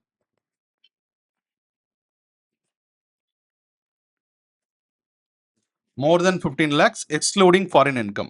என்னதான் அது அப்படின்னா, பிஸ்னஸும் அவுட் சைட் இந்தியா இருக்கணும். பிஸ்னஸும் அவுட் சைட் இந்தியா இருக்கணும். கண்ட்ரோல் பண்றதும் அவுட் சைட் இந்தியா இருக்கணும். இப்படி இருந்தாதான் ரெண்டுமே அவுட் சைட் இந்தியா தான். Only this income is foreign income. ஓகேவா? அப்ப if your taxable income is greater than 15 lakhs, அப்போ இந்த டாக்ஸபிள் இன்கம்னா என்ன? உங்களுடைய salary income, house property income, business or profession income, capital gain income, other income, அது எல்லாமே taxable income. அது மட்டும் இல்லாமல் பிஸ்னஸில் ஒரு ப்ராஃபிட், இது எல்லாமே அந்த taxable income excluding the foreign income. What is foreign income? Like I said, business outside India, அந்த கண்ட்ரோல்டு அவுட் சைட் இந்தியா, அந்த profession also set up outside India, எல்லாமே ரெண்டுமே அவுட் சைட் இந்தியானா it is a foreign income. அதை கழிச்சது போக excluding which if your income is crossing more than 15 lakhs அப்படின்னு சொன்னால் then the basic condition 2 will apply. Basic condition 2 will apply even though you are an Indian citizen. Indian சிட்டிசனாக இருந்து டைரெக்டாக இதை யாரை டார்கெட் பண்ணுறாங்க அப்படின்னு சொன்னால் இந்த பிஸ்னஸ் பீப்புள் தான் டார்கெட் பண்ணுறாங்க, நாட் அ சேலரிட் பீப்புள். ஓகேவா? உங்களுடைய income, taxable income more than 15 lakhs excluding foreign income அப்படின்னு சொன்னால் கண்டிப்பாக வந்து உங்களுக்கு பேசிக் கண்டிஷன் 2 வந்து அப்ளை ஆகும். அப்போ பேசிக் கண்டிஷன் 2 நம்ம ஆக்சுவலாக என்ன 60 days and 365 days in the last 4 years. ஆனால் இங்கே மட்டும் நம்ம என்ன பண்ணுறாங்க, இந்த 60 டேஸுக்கு பதிலாக 120 டேஸ் அப்படின்னு செக் பண்ண சொல்கிறாங்க. யாருக்கு? இந்த மோர் தேன் 15 லேக்ஸா லெஸ் தேன் 15 லேக்ஸா இந்த ஃபாரின் இன்கம் உங்களுக்கு இருக்கிறதுன்றதால அதை எக்ஸ்க்ளூட் பண்ணி மீதி வர்றத. சரியா? இப்போ செக் பண்ணிடலாமா? இதே கேஸே எடுத்துப்போமே. 181 டேஸ் 181 டேஸ் 180 டேஸ் வந்துட்டே இருக்காரு. இவர் அந்த 182 டேஸை ஆமாம் சாட்டிஸ்ஃபை பண்ணல. 120 டேஸ் சாட்டிஸ்ஃபை பண்ணாரு. ஆமாம் 120 டேஸ். லாஸ்ட் 4 இயர்ஸில் 365 டேஸ் இருக்காரா? ஆமாம். கூட்டி பாருங்கள். லாஸ்ட் 4 இயர்ஸில் மிச்சமாக போகுது. அப்போ இவர் கண்டிப்பாக இஸ் அ ரெசிடென்ட் அப்படின்னு சொல்கிறாரு. ரெசிடென்ட் சொல்லிட்டாங்கனாலே அடிஷ்னல் கண்டிஷன் செக் பண்ண அவசியம் இல்லை. Is a not ordinary citizen, not ordinary resident சொல்லிட்டு போயிட்டே இருக்கலாம். ஏன் வந்து நாட் ஆர்டினரி ரெசிடென்ட்டுக்கு கண்டிஷன் செக் பண்ண தேவையில்லை? ஏன்னா செக் பண்ண தேவையில்லைன்னே சொல்லிடுறாங்க. ஓகேவா? ஓல்டு ரூல் அப்ளை பண்ணுறீங்கன்னா தான் அடிஷ்னல் கண்டிஷனை செக் பண்ணி 730 days for the last 7 years 2 times residence the last 10 years அதை செக் பண்ணிவிட்டு அவர் நம்ம ஆர்டினரி ரெசிடென்ஸ் சொல்லணும். பட் நியூ ரூல் பிரகாரம் அவர் நம்ம செக் பண்ணுறோன்னு சொன்னால் நியூ ப்ரொவிஷன் பிரகாரம் அவர் ரெசிடென்ட்டாக மாற்றி ஆகணுன்றதுக்காக அவர் குளோபல் இன்கம் நம்ம டேக்ஸ் பண்ண விருப்பம் இல்லை. ஆனால் இந்தியாவில் சம்பாதிக்கிற இன்கம் நீ டேக்ஸ் பே பண்ணு. ஏன்னா இந்த 3 lakhs உனக்கு இங்கே தானே வந்துச்சு. இந்த 1 lakh இங்கே இந்தியாவில், இந்த 2 lakh இந்த 10 crore ப்ராஃபிட் தான் அங்கேருந்து வந்துச்சு. ஸோ இதுவும் கூட இந்த 10 crore ப்ராஃபிட்டும் பிஸ்னஸ் செட்டப் இன் இந்தியானா இதையும் ஆட் பண்ணிக்க அப்படின்னு சொல்கிறான். ரைட்டா? அப்போ எது கம்ப்ளீட்லி ஃபாரின் இன்கமோ அது நீ டேக்ஸ் பண்ணாத. இந்தியாவில் நீ சம்பாரிச்சா இந்தியாவில் நீ டேக்ஸ் பே பண்ண அப்படின்னு சொல்கிறாங்க. அதால் அவரு பண்ணி தான் ஆகணும். ரைட்டா? இப்போ மறுபடியும் அதே சம்மை நம்ம ஓப்பன் பண்ணுவோம். இது அந்த 10வது சம்மையும் ஓப்பன் பண்ணுவோம். இந்த 10வது சம்மில் என்ன சொல்கிறான்?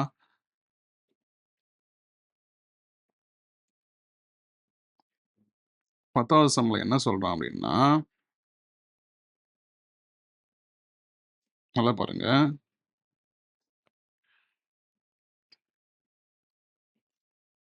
previous year, okay, 180 days, assuming that the taxable income other than the income from the foreigners, அப்ப exclude other than the income from the foreigners வந்து exclude பண்ணிட்டாங்க. Does not exceed 15 lakhs. அப்ப 15 lakhsக்கு உள்ளதா இருக்கு அப்படின்றதால அப்ப அவருக்கு ஓல்டு ரூல்ஸ் தான். இப்போ ஓல்டு ரூல்ஸ்ல அவர் என்ன பண்றாரு? அப்போ அவருக்கு கண்டிப்பா வந்து அந்த பேசிக் கண்டிஷன் 2 வந்து does not apply. less than 15 lakhsனா ஓல்டு ரூல்ஸ் அப்ளை பண்றோம். ஒருவேளை அவர் 119 டேஸ் தான் ஸ்டே பண்றாரு அப்படின்னு சொன்னா ப்ரீவியஸ் இயர் 25-26ல இது நம்ம வந்து அசம்ஷன்ல இந்த கொஸ்டினுக்காக இல்லை அசம்ஷன்ல சொல்றேன். 118 டேஸ் 119 நாள் சார். பேசிக் கண்டிஷன் 2 வந்து இப்போ 60 நாள் இல்லை சார், 120 டேஸ்ன்னு சொல்லிட்டீங்க ரைட்டா? யாரு? இவங்களுக்கு மட்டும், இவங்களை எப்படியாவது நான் ரெசிடென்ட் ரெசிடென்ட்டாக மாற்றணுன்றதுக்காக. அப்போ இவங்க 119 டேஸ் ஸ்டே பண்ணுறாங்க அப்படின்னு சொன்னால் still they can evade tax. அப்போ difference between foreign income Indian income என்னது? Business setup outside India, business setup outside India, business control outside India தான் ஃபாரின் இன்கம். இதை தவிர இது எல்லாமே இந்தியன் இன்கம் தான். ஸோ இது வந்து to target only the business people, not the salaried people. So look at the cricketers, Virat Kohli, Dhoni, Hardik Pandya, இவங்க எல்லாமே வெறும் கிரிக்கெட்டோடைய சேலரி மட்டும் நம்பியிருப்பாங்க. No, they have business outside, beautiful businesses. 365 டேஸும் நல்ல இன்கம் தர. ஏன் நம்ம பரோட்டா சூரி ஆக்டர் 4 ஹோட்டல் வச்சு நடத்துறேன்னு சொல்லி அவர் சேலரி மட்டுமா வாங்குறாரு சம்பளத்துக்கு? அவர் பிஸ்னஸ் இன்கமும் அவருக்கு இருக்கு சரிங்களா? அதே ஃபாரின்லேயும் சில பேர் ஹோட்டல் வச்சு நடத்துகிறவங்களும் இருக்காங்க. So they have a beautiful business running outside of India but controlled from India. இப்போ விராட் கோலியில் எங்கே இருக்காங்க? இந்தியாவில் தான் இருக்காங்க. பரோட்டா சூரி எங்கே இருக்கார்? இந்தியாவில் தான் இருக்கார். அவருடைய ஹோட்டல் எங்கே இருக்குது? ஃபாரினில் இருக்குது ரைட்டா? ஸோ ஆனால் இவங்களுக்கு மட்டும் அந்த 120 டேஸை போட்டு நம்ம செக் பண்ணுறோம் இல்லையா, இவங்களுக்கு ஆர்டினரி ரெசிடென்ட்டா நாட் ஆர்டினரி ரெசிடென்ட்டா இந்த செக் பண்ண தேவையில்லை. அப்போ இந்த 120 டேஸை போட்டு நம்ம செக் பண்ணுறோம் அப்படின்னு சொன்னால் இவங்களுக்கு ஆர்டினரியா நாட் ஆர்டினரியா அப்படின்றத நம்ம செக் பண்ண தேவையில்லை. ஸ்ட்ரெயிட்டாக நாட் ஆர்டினரின்னு சொல்லிட்டு போயிடுங்க. குளோபல் இன்கம் நம்ம டேக்ஸ் நாட் ஆர்டினரி சொல்லிட்டு போனால் என்ன அர்த்தம்? அவங்களுடைய குளோபல் இன்கம் நம்ம செக் பண்ணணும்னு அவசியம் கிடையாது. அப்போ resident and not ordinary resident இதை மட்டும் நீங்கள் சொல்லிடுங்க. அப்போ global income is not taxable, only the Indian income is taxable. But old rules less than 15 lakhs இருக்குது எக்ஸ்க்ளூடிங் ஃபாரின் இன்கம்னா அப்போ உங்களுக்கு ஓல்டு ரூல்ஸ் செக் பண்ணிட்டு ஆர்டினரியா நாட் ஆர்டினரியா நம்ம செக் பண்ணி தான் ஆகணும். இப்போது 10 வருஷமாக கிட்டத்தட்ட 10 வருஷம் 20 வருஷமாக துபாயில் போகிறாங்க. துபாயில் வந்து ஒரு டேக்ஸ் ஃப்ரீ கண்ட்ரி, 10 கோடி 100 கோடி சம்பாதிக்கிறாங்க. அங்கேயும் டேக்ஸ் இல்லை, இங்கேயும் வந்து டேக்ஸ் கட்ட மாட்டேன்னு சொன்னால் இப்போ ஒரு ஜுவல்லரி பிஸ்னஸ் ரன் பண்ணுறாங்க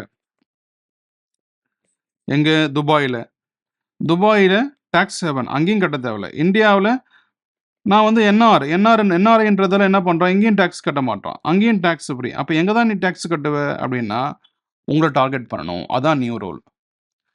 இந்த நியூ ரூல் என்னன்னா புதுசாக ஒரு கான்செப்ட் எடுத்துகிட்டு வராங்க. என்ன கான்செப்ட்டு? இந்த 15 lakhs பேஸ் பண்ணி நியூ ரூல் ஒன்று எடுத்துகிட்டு வராங்க. அதான் டீம்டு ரெசிடென்ட். என்ன ரெசிடென்ட்? Deemed resident. டீம்டு ரெசிடென்ட்டை பார்த்துட்டோமா? What is deemed resident? அப்போது இந்த டீம்டு ரெசிடென்ட் என்ன சொல்கிறான்?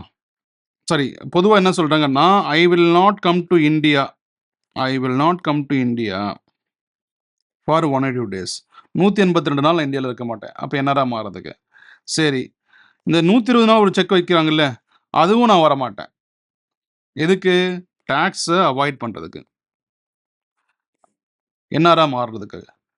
ஏன்னா துபாயிலையும் நோ டேக்ஸு, இங்கேயும் 120 நாள் வந்தால் டேக்ஸு இல்லை சார். நான் ஒரு 12 நாள் கூட வந்து போகிறேன், வருவேன், 10 நாள் இருப்பேன், போயிடுவேன். வருஷத்துக்கு ஒரு 10-15 நாள் வந்து போயிடுவேன். ஆனால் நான் இந்தியன் சிட்டிசன் தான். அப்போ இவனை எப்படியாவது நம்ம டேக்ஸ் பே பண்ண வைக்கணும். அங்கேயும் டேக்ஸ் கட்ட மாட்டான், இங்கேயும் டேக்ஸ் கட்ட மாட்டான். ஓகேவா? நீங்கள் ஒரு 10-15 நாள் வந்து போனால் கூட சரி, உங்களை டீம்டு ரெசிடென்ட் அப்படின்னு சொல்லிடுவாங்க. எப்போ உங்களுடைய income is more than 15 lakhs and you are Indian citizen, நீங்கள் 182 days நீங்கள் குவாலிஃபை ஆகலை. அதுக்கப்புறம் வந்து உங்களுடைய டேக்ஸபிள் இன்கம் மோர் தேன் 15 lakhsன்னு பார்க்குறாங்க. 15 lakhsன்னு பார்த்ததுக்கப்புறம் 120 days தான் செக் பண்ணுறாங்க, அதுவும் இல்லை. ஆனால் are you liable to pay tax outside India? அதுவும் இல்லை. அப்போ நீங்கள் டீம்டு ரெசிடென்ட், இங்கே டேக்ஸை பே பண்ணிடு அப்படின்னு சொல்லிடுறாங்க. ஆனா இந்த டீம்டு ரெசிடென்ட் யாருக்கு தான் பொருந்தும்? இந்தியன் சிட்டிசனா இருந்தா மட்டும் தான் நீங்க டீம்டு ரெசிடென்ட்டா மாறி டாக்ஸ் பே பண்ற மாரி இருக்கும். ஆனா ஃபாரின் நேஷனலா இருக்கீங்க அப்படின்னு சொன்னா அந்த டீம்டு ரெசிடென்ட் பொருந்தாது. சரி. இதோடைய ஃப்ளோ சார்ட் அழகா பார்த்துடலாமா? அழகா பார்த்துடலாம். Flow chart. என்ன ஃப்ளோ சார்ட் அப்படின்னா, நீங்க ஃபர்ஸ்ட் ஒரு இந்தியன் சிட்டிசனா? எஸ். அப்போ உங்களுக்கு இது அப்படி இல்லைன்னா நீங்க ஒரு பெர்சன் ஆஃப் இந்தியன் ஆரிஜினா? Person of Indian origin. நீங்க 2த்துல யாரா இருந்தாலும் இந்த டீம்டு ரெசிடென்ட் கேட்டகரிக்குள்ள வந்துருவீங்க. ஃபர்ஸ்ட் உங்கள செக் பண்ண வேண்டியது 182 டேஸா நான் உங்கள செக் பண்றோம். இருக்கா இல்லையான்னு பார்க்குறோம். ஓகே. நீங்க குவாலிஃபை ஆவுறீங்கன்னா, சரி நீங்க குவாலிஃபை ஆகல. ஓகே. டீம்டு ரெசிடென்ட் கேட்டகரிக்கு எப்போ வரும்னு பார்ப்போம். குவாலிஃபை ஆகலன்னு சொன்னா அடிஷனல் கண்டிஷன் செக் பண்ணி பார்க்குறோம். ஸோ இது நீங்க குவாலிஃபை ஆயிட்டீங்கன்னா, then will check additional conditions. அது என்னது? அந்த 730 டேஸு, 7 இயர்ஸு, 2 ரெசிடென்ட் 10 இயர்ஸ் இதெல்லாம் செக் பண்ணி பார்த்துட்டு உங்கள ஆர்டினரியா இல்ல நாட் ஆர்டினரியா அப்படின்னு நம்ம சொல்றோம். ரைட்டா? இது 2மே ஃபெயில் ஆயிடுச்சுப்பா. இதுவும் ஃபெயில் ஆயிடுச்சு, இதுவும் ஃபெயில் ஆயிடுச்சு. அடுத்து என்ன பண்றோம்? நீங்க என்ஆர்ன்னு இப்பயே சொல்லிட முடியாது. இருங்க. டாக்ஸ் கட்டாம ஓட்டிட முடியாது. இப்ப டாக்ஸபிள் இன்கம் எவ்வளோன்னு பார்க்குறோம். உங்களுடைய டாக்ஸபிள் இன்கம் எவ்வளோன்னு பார்க்குறோம்.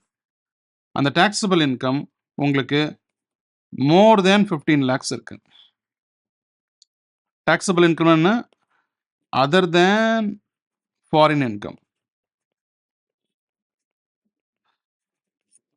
Taxable income other than foreign income கழிச்சது போக மோர் தேன் 15 லேக்ஸ் இருக்கா அப்படின்னு செக் பண்ணுறோம்.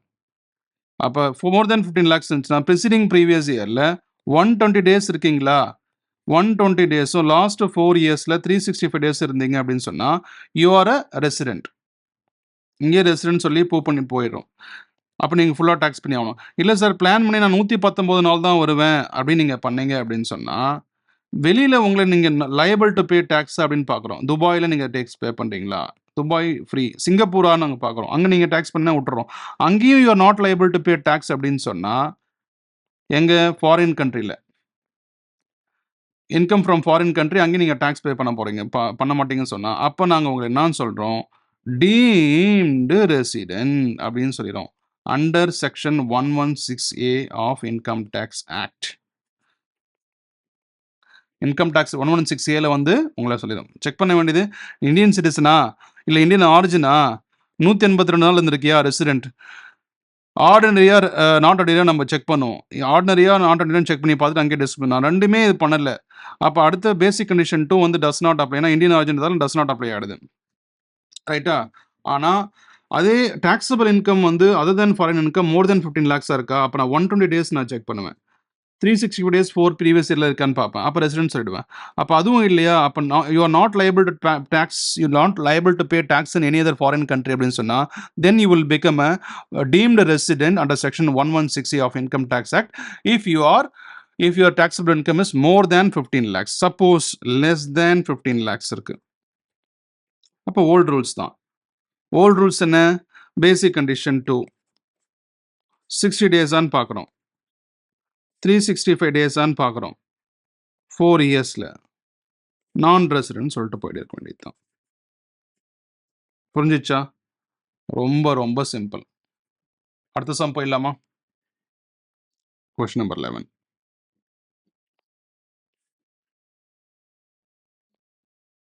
Question number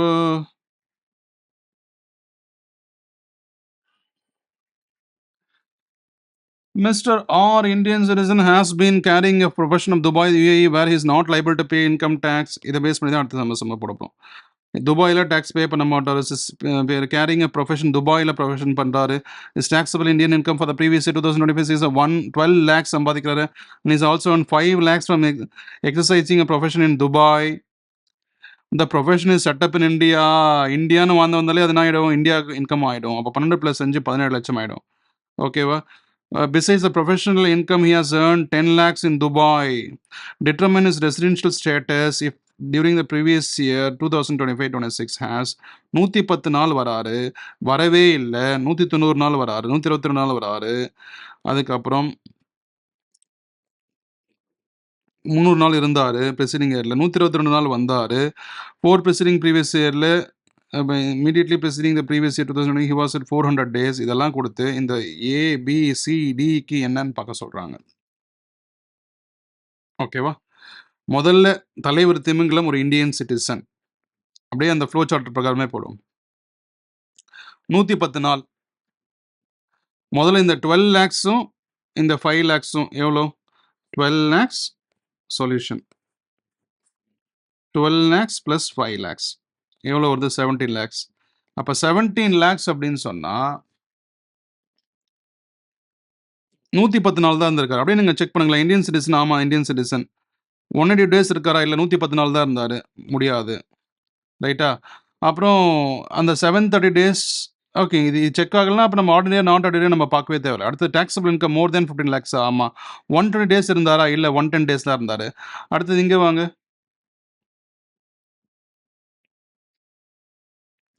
120 டேஸ் இருந்தாரா? இல்லை 120 டேஸ் இல்லை, 110 டேஸ் தான் இருந்தார்.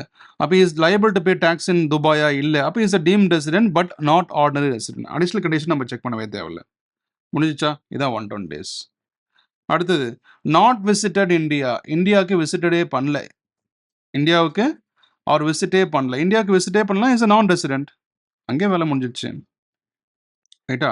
அடுத்தது visit India for 190 days and assume additional conditions are satisfied. Additional கண்டிஷன்ஸும் சாட்டிஸ்ஃபைனா அப்போ 190 டேஸ்னா அங்கேயும் ஒரு ரெசிடென்ட் முடிஞ்சிச்சு வேலை. அங்கவே ஒரு முடிஞ்சிச்சு வேலை.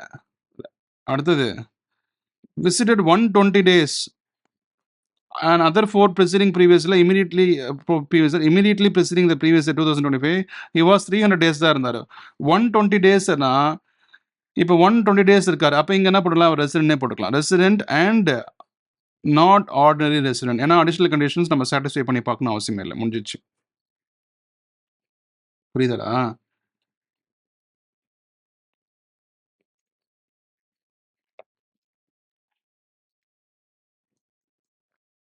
ஓகே.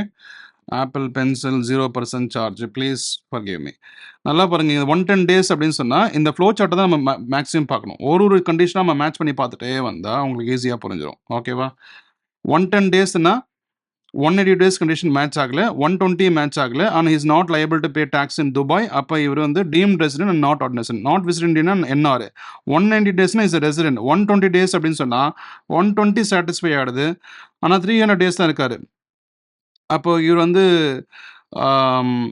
122 டேஸ் அண்ட் 300 டேஸ்ன்றதால is not liable to pay. அப்போ இங்கேயும் deemed and not ordinary resident. இங்கேயும் deemed not ordinary resident.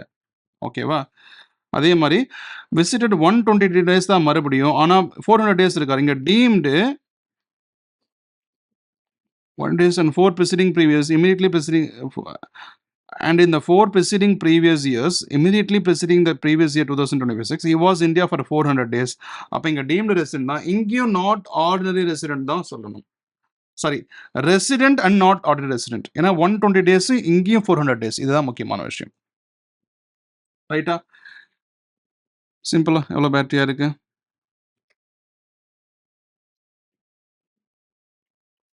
Battery percentage அப்போ 7% இருந்துச்சு. எவ்வளோ போயிட்டு இருக்கு? 1 hour 30 minutes வீடியோ போயிருக்கா? அடுத்தது பார்த்துடலாமா?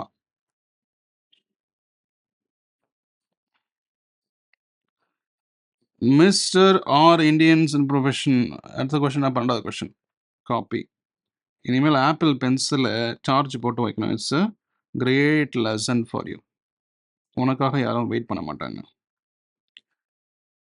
Okay. Mr. R, Indian citizen carrying a profession in Singapore which is set up in India. He visited India for the previous 2025. 145 days இருக்காரு. Determine his residential status if he has been earned in the following income previous year. ஓகேவா? taxable income 8 லட்சம். இதுவே ஒரு 8 lakhs வந்துருச்சு. அவனே taxable income சொல்லிட்டான். income profession in Singapore 10 லட்சம் விட்டுணும். other income earned in Singapore. income from profession in Singapore. other income earned in Singapore. இது ரெண்டுமே வராது. R is liable to pay tax.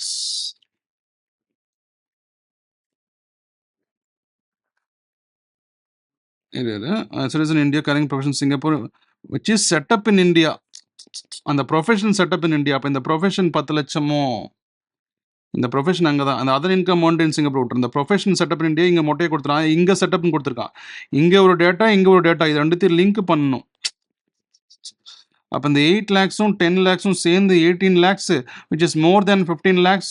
அப்போ நியூ ரூல் அப்ளை 15 daysனா அப்போ நம்ம செகண்ட் கண்டிஷனுக்கு அப்போ 120 days செக் பண்ணி பார்க்கணும். S is satisfied. ஆனால் ப்ரிசீடிங் ப்ரீவியஸ் இயர்ஸில் 4 yearsல அவர் என்னன்னு பார்க்குறோம். Assume mister R had stayed 412 days தெளிவாக கொடுத்துட்டா பாருங்க. 365க்கு மேலே இருக்குது 4 yearsல. அப்போ இவர் கண்டிப்பாக ரெசிடெண்ட். ஆனால் ரெசிடெண்ட்டான்னு செக் பண்ணதுக்கப்புறம் இவர் ஆர்டினரியா நாட் ஆர்டினரியான்னு செக் பண்ணாமலே நம்ம ஸ்ட்ரெயிட்டாக என்னன்னு சொல்லிடுறோம், நாட் ஆர்டினரின்னு சொல்லிடுறோம். ஏன்னா அதான் ரூல், நம்ம செக் பண்ணணும்னு அவசியம் கிடையாது. இந்த 120 days நீங்கள் எங்கெல்லாம் அப்ளை பண்ணுறீங்களோ, இந்த டேக்ஸபிள் இன்கம் மோர் தென் 15 lakhs எங்கெல்லாம் அப்ளை பண்ணுறீங்களோ அங்கே மட்டும் இதை நீங்கள் செக் பண்ணவே தேவையில்லன்னு சொல்கிறாங்கப்பா. முடிஞ்சிச்சா? அடுத்த கொஸ்டின் போயிடலாமா? இன்னொரு முக்கியமான விஷயம், இங்கே ப்ரொஃபஷன் செட்டப் இன் இந்தியான்னு இங்கே கொடுத்துட்டான். ஆனால் இந்த 10 லட்சம் இங்கே சிங்கப்பூரில் சம்பாரிச்ச ப்ரொஃபஷன் சிங்கப்பூரில் சம்பாரிச்சா அந்த ப்ரொஃபஷன் எங்கே செட் பண்ணியிருக்கான்றது கொஸ்டினில் இங்கே கொடுத்துருக்கான். இது முதல்ல நல்லா தெளிவாக புரிஞ்சுக்கணும். இங்கே கொடுத்துருக்க பாருங்க, இந்த ப்ரொஃபஷன் இங்கே தான் செட்டப் பண்ணியிருக்கான்னு இங்கே கொடுத்துருக்கான். தெளிவாக தெரிஞ்சுக்கோங்க. ஓகே, அடுத்த கொஸ்டின் போயிடலாமா? Question number 13.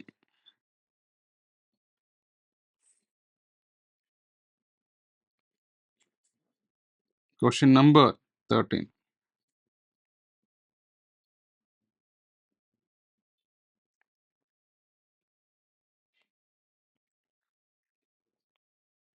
Brett Lee, Australian cricketer, has been coming to India for 100 days. வராரு. Has been in practice for the last 10 financial years. வருஷம் 100 நாள் வந்து போயிட்டு இருக்காரு. அவருடைய residential determine is residential status for the assessment 2026-27.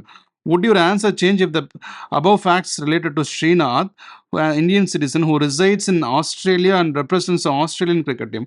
What would be your answer if Srinath had visited India for 120 days instead of 100 days every year, including previous year 2025-26? Assume Srinath is liable to pay tax in Australia. இந்த ஸ்ரீநாத் கதைக்கு அப்புறம் வருவோம். முதல்ல Bradley கதையை முடிச்சுடுவோம். Bradley என்ன பண்ணுறாரு, 2025-2026 இந்த வருஷம் 100 நாள் வந்தாரா? இதே மாதிரி வருஷம் என்ன பண்ணுறாரு, கரெக்டாக 1 2 3 4 5 1 2 3 4 5 1000 நாள் இருக்கார். ரைட்டா? சரி, 180 days இருந்தாரா? இல்லை.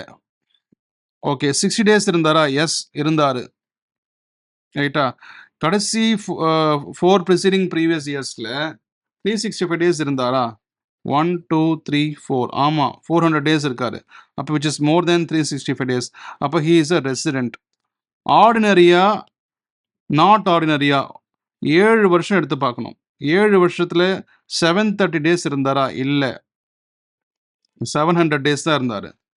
அப்போ is a resident and not ordinary resident. RNR is an RNR. முடிஞ்சு போச்சா வேலை? இப்போ அந்த would your answer differ if the facts if the above facts related to Srinath இருந்தா என்ன பண்ணுவீங்க?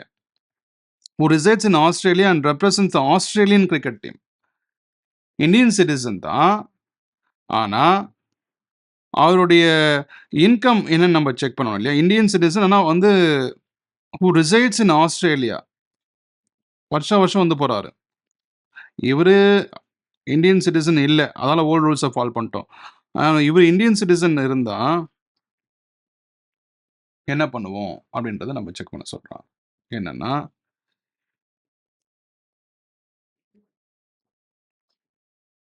and what would be answer visit India 120 days instead of 100 days. இப்போ 100 டேஸ்க்கு பதிலாக 120 போட சொல்கிறாங்க. இப்போ 120 போட்டாலே ஃபஸ்ட்டு 182 days சாட்டிஸ்ஃபைடான்னு பார்க்குறோம், இல்லை. அப்போ அடுத்தது 120, ஆமாம். அப்போ 4 லாஸ்ட் 4 இயர்ஸில் 365க்கு மேலே இருக்கா? எஸ். அப்போ இஸ் அ ரெசிடென்ட், அங்கேயே வேலை முடிஞ்சு போச்சு. And he is liable to pay tax in Australia. அப்போ நாட் லைபிள் டு பேனா தான் டீம்டை பற்றி யோசிக்கணும். அப்போ அங்கே ஆஸ்திரேலியாலையும் பே பண்ணுறாருனா he is a resident and not ordinary resident. He is a resident சொல்லியாச்சு. எப்படி இதை பேஸ் பண்ணி சொல்லியாச்சு. ஆனா ஆர்டினரியா, நாட் ஆர்டினரியா செக்கே பண்ணாத. நாட் ஆர்டினரி போட்டே போயின்னே இரு. ஈஸி தானே உனக்கு வேலை. இந்த 120 எங்கெல்லாம் நம்ம செக் பண்றோமோ, இந்தியன் சிட்டிசனுக்காக 120 எங்க செக் பண்றோமோ, அங்கெல்லாம் அவருக்கு not ordinary resident, global income is not டாக்ஸபிள்னு அர்த்தம். ஸோ ரெசிடென்ட் இந்தியால ஏர்ன் பண்றதுக்கு மட்டும் இந்தியால நீங்க பே பண்ணுங்க. So since Indian citizen we need to follow the chart if more than 15 lakhs, less than 15 lakhs. ஓகேவா? முடிஞ்சிச்சா? அடுத்த சம் போயிடலாமா? 14. சம்மு தான் பார்க்கறதுக்கு பெருசா இருக்கும். கொஞ்ச நேரம் யோசிச்சா வேலை முடிஞ்சிடும். சம்மு தான் பார்க்கறதுக்கு பெருசா, சம்மை விட நம்ம எழுதுற ஆன்சர் ரொம்ப சின்னதாக தான் இருக்கும். Mister S an individual and Indian citizen living abroad Dubai. Indian citizen ஞாபகம் வச்சுங்க, இந்தியன் சிட்டிசன் துபாயில் வாழ்ந்துட்டு இருக்காரு. Is living in Dubai as a tax haven. டாக்ஸுக்கு சொர்க்கம், டாக்ஸ் இல்லை, tax free country since year 2008 இருந்து. And never came to India. இந்தியாவுக்கு வந்ததே இல்லை. Single day earned following incomes during the previous. இந்தியாவுக்கே வந்ததில்லை. He never visit India. So is a non resident. முடிஞ்சு போச்சு. ரைட்டா? ஆனால் சில கேசஸ்லாம் கேட்குறாங்க. Income accrued in arised in Dubai not taxable. அங்கே டேக்ஸ் பே பண்ண வேண்டிய அவசியம் இல்லை. In Dubai being a tax 20 lakhs. Accrued Indian income accrued and arised in India 5 lakhs. இது ஒரு 5 lakhs. Income deemed to accrue and arise in India வரக்கூடிய காசு வந்து ஒரு 8 lakhs. Income arise in Dubai and professional setup in India இது ஒரு 10 lakhs. அப்போ டோட்டலாக 23 lakhs இந்தியாவுடைய சாராம்சம் இருக்கு, இந்தியாவுடைய ப்ரொவிஷன் இருக்கு. அப்போ 23 lakhsக்கு வேலை இருக்கு. சரி, 182 days நம்ம ஃபர்ஸ்ட் செக் பண்றோம். வேலையே இல்லை, ஏன்னா இந்தியாவுக்கு அவர் வந்ததே கிடையாது. Never visited India. அப்போ அந்த 182 டே மேட்ரு ஒர்க் ஆகல. ரெண்டாவது, அதுக்கு முன்னாடி அவர் இந்தியன் சிட்டிசன் பார்த்துருக்கணும். ஆமாம், இந்தியன் சிட்டிசன் தான். 180 days செட் ஆகலையா? ஓகே, அடிஷனல் கண்டிஷனை பற்றி மறந்துடுவோம்.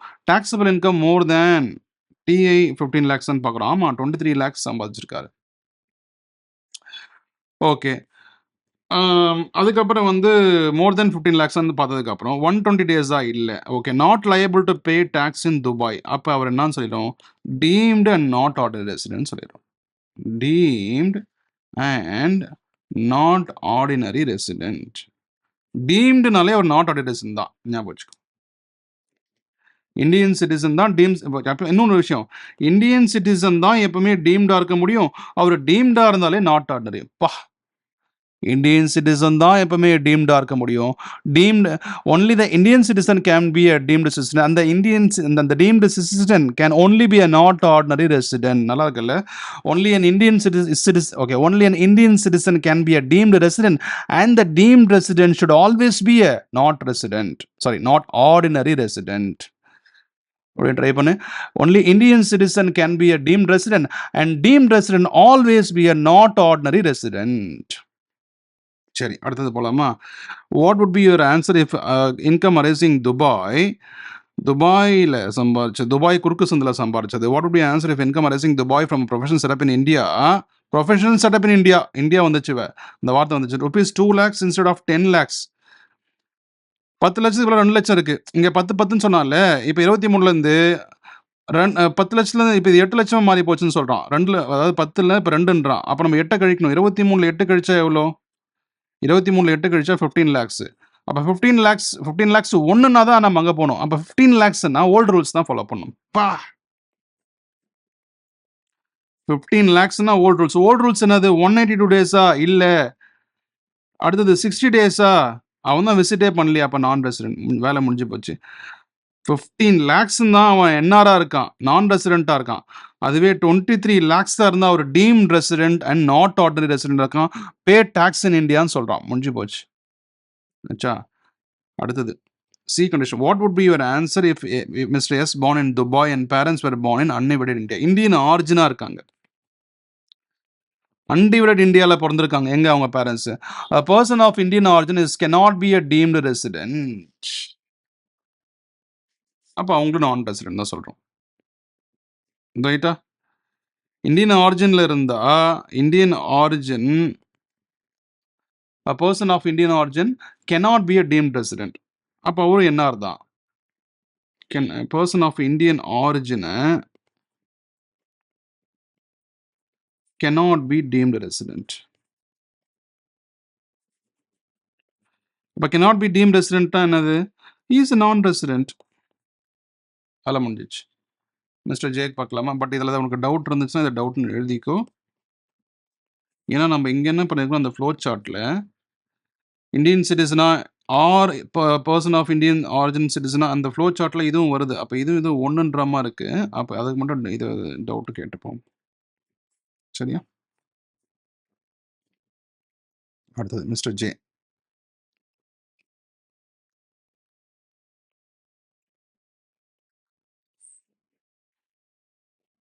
மிஸ்டர் ஜே அடுத்த கொஸ்டின் வந்தாச்சா? Mister J, Mr. J, an Indian citizen left India for the employment. Okay, okay, Indian citizen who leaves India for the employment அப்படின்னா basic condition does not apply. He regularly visited India for the straight 60 days stay பண்ணியிருக்காரு. 5th ஜூனில் போயிருக்காரு. Every year since தென் ஒவ்வொரு 2017 2025 8 வருஷம் அதை வேலை பார்க்குறாரு.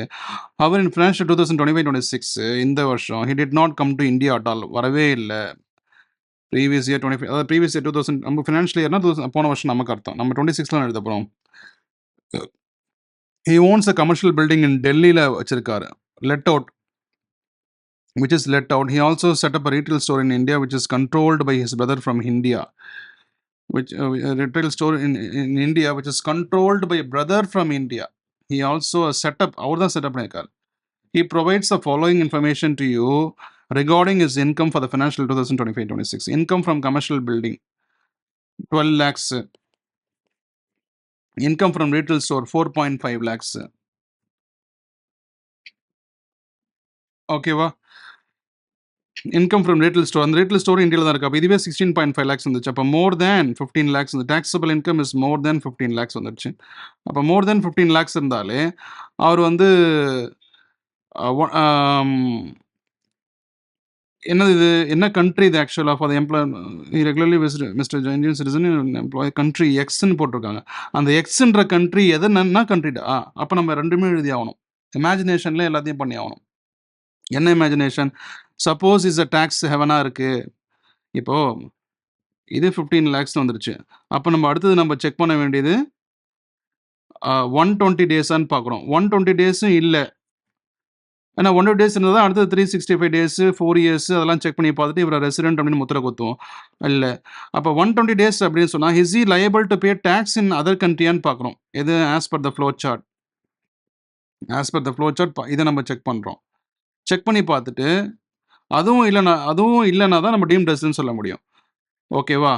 அப்போ அவர் எக்ஸ்ன்ற கண்ட்ரிக்கு போயிட்டார் அப்படின்னு சொன்னால் அந்த கண்ட்ரி டேக்ஸ் ஹேவனா டேக்ஸ் ஃப்ரீ கண்ட்ரியா? அப்போ 2 ரூல்ஸும் நம்ம எழுதி அவர் ரெசிடெண்ட்டா நான் ரெசிடெண்ட்டா இல்லை டீம்ட் அண்ட் நாட் அண்ட் ரெசிடெண்ட்டா ரெண்டுத்தையும் நம்ம சொல்கிற மாதிரி வரும். சரியா? எப்போ இன்ஃபர்மேஷன் கொடுக்கல அப்படின்னு சொன்னா X does not tax any individual on their income as there is no personal income tax regime there. அப்போ சொல்லியிருக்காங்க. Determine the resident status of Mr. J assessment 2026. Will your answer change if he is a citizen of a country X? Answer கொடுத்து இப்போ இந்த மாதிரி question கேட்டிருந்தாங்க அப்படின்னு சொன்னால் நம்ம தெளிவாக நம்ம ஆன்சர் பண்ணிடலாம். ஓகேவா? அங்கே டேக்ஸ் இல்லைன்னு சொன்னால் deemed and not ordinary resident. இப்போ இந்தியன் சிட்டிசனே இல்லைன்னு சொன்னால் ஒரு ஃபாரின் நேஷனல். இவர் இப்போ 2 ஆன்சர் வருது. இதுக்கு வந்து deemed and not ordinary resident NOR. இதுக்கு வந்து நான் ரெசிடென்ட். முடிஞ்சிச்சா வேலை? அடுத்த டாபிக் போயிடலாமா? அடுத்த டாபிக் இது வரைக்கும் நம்ம பேசிக் கண்டிஷன் 2 யாருக்கு அப்ளை ஆகும் அப்ளை ஆகாது எல்லாம் தெளிவாக பார்த்தாச்சு. இனிமேல் வந்து இன்சிடென்ஸ் ஆஃப் டாக்ஸேஷன் புது டாபிக். இந்த இன்சிடென்ட் ஆஃப் டாக்ஸேஷன் அப்படின்னா என்னன்னா,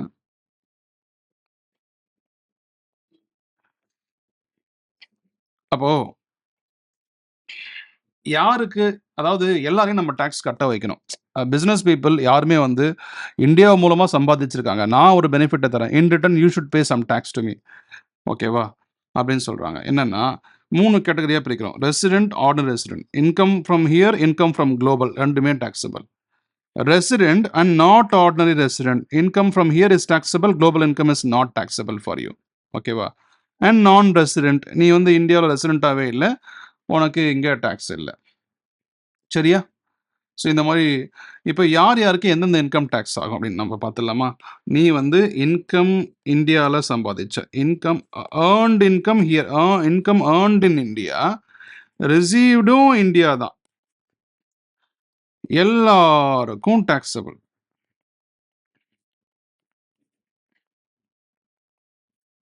ரைட்டா? இந்தியாவிலே சம்பாதிக்கிற, இந்தியாவில் தான் ரிசீவ் பண்ணுற, அப்போ எல்லாருமே டேக்ஸ் பே பண்ணி ஆகணும். அது எந்த அமௌண்ட்டாக இருந்தாலும் சரி. ரைட்டா? நீ இந்தியாவுக்கு வந்த வரல எதுவுமே கணக்கு இல்லை. நீ ரெசிடென்ட்டா நான் ரெசிடென்ட்டா இல்லை, எல்லாருக்குமே இங்கே டேக்ஸ். நீ நான் ரெசிடென்ட்னா டேக்ஸ் பே பண்ண அவசியம் இல்லை. இந்தியாவில் ஏர்ன் பண்ணது ரிசீவ் பண்ணி இந்தியாவிலே பண்ணிட்டு இருக்க அப்படின்னு சொன்னால் நீ resident ordinary resident resident not ordinary resident non resident எல்லாத்துக்கும் டேக்ஸ் பண்ண. Income earned in India, resident India. But income earned in India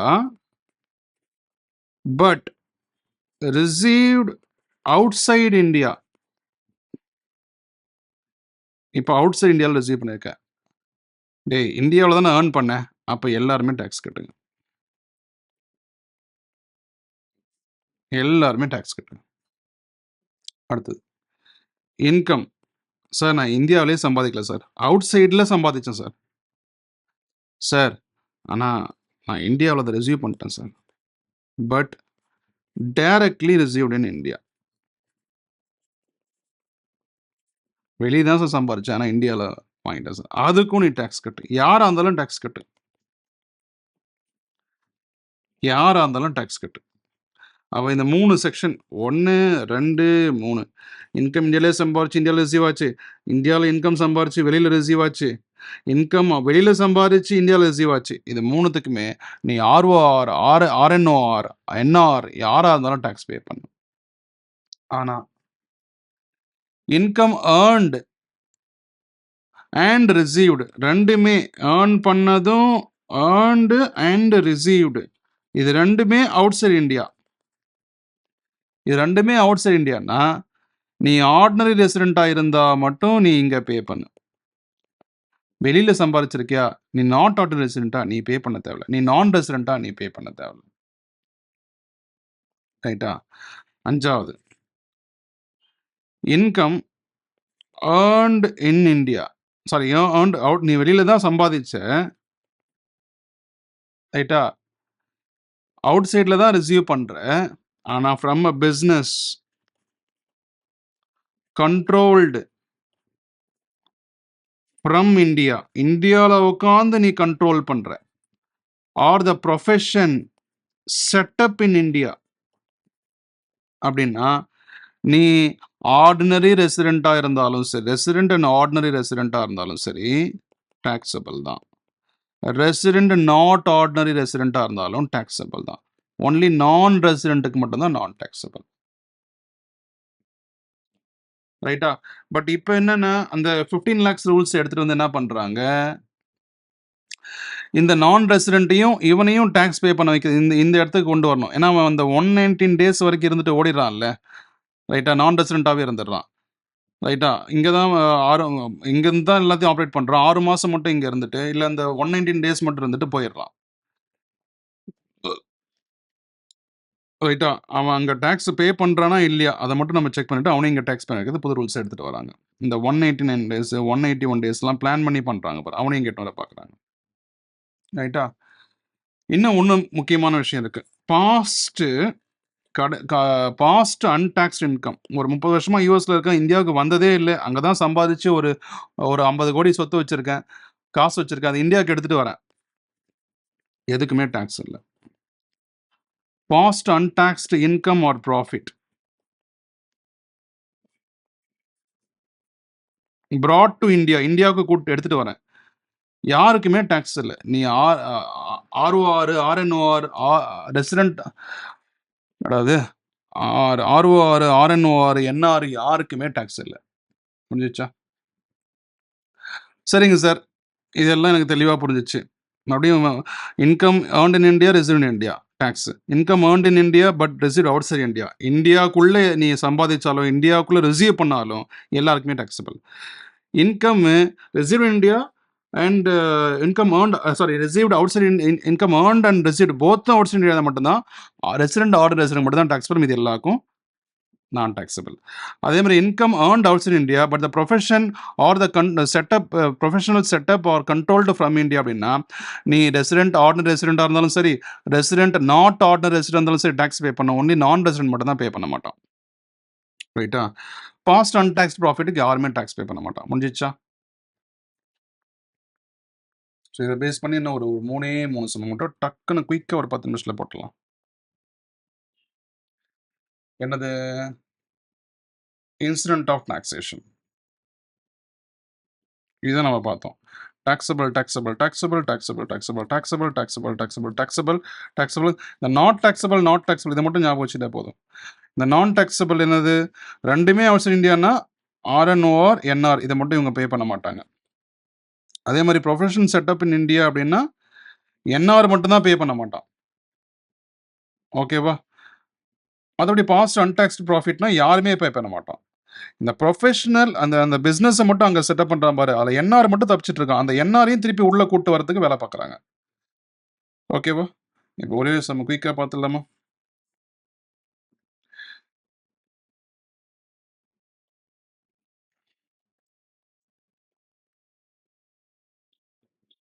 என்னன்னா, X furnishes the following of his income earned during the previous year. Interest on German development bonds 40% received in India 60,000. நம்ம டக்குன்னு சொல்லலாமா? டக்குன்னு சொல்லலாம். ஃபாரின்லேருந்து பணம் அதுக்கு முன்னாடி ஒன்றும் சொல்லலாமா சார், நம்ம பையன் ஃபாரின்ல இருக்கான் சார், அங்கேருந்து அவன் சம்பாரிச்ச பணத்தை இங்கே அனுப்பலாம். அங்கே தான் சம்பாதிச்சு அங்கே தான் ரிசீவ் பண்ணுறான். அங்கேருந்து ரெமிட் மட்டும் பண்ணிட்டு இருக்கான். ட்ரம்ப் இப்போ யோசிச்சுட்டு இருக்காரு, அமெரிக்காவிலேருந்து நீங்கள் பணத்தை அனுப்பிச்சிங்கன்னு சொன்னால் நம்ம டாலர்லாம் நம்ம நாட்டுக்குள்ளே இருக்கணும், வெளிநாட்டுக்கு போகக்கூடாது, ஒரு 5% ரெமிட்டன்ஸ் டேக்ஸ் போகலாமா யோசிச்சுட்டு இருக்காரு. அது ரொம்ப தப்பான விஷயம்.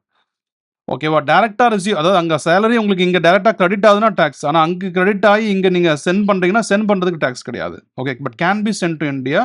இப்போ 50 லட்சம் 1 கோடி வச்சுருக்காங்க.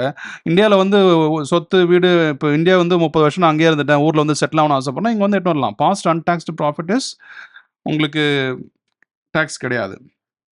ரைட்டா? ஸோ இந்த 2வது சம் ஓகே, இதுலேருந்து ஆரம்பிச்சிடும். Interest on German development funds 40% 60,000. இது என்னது? Received in India. Received in Indiana taxable.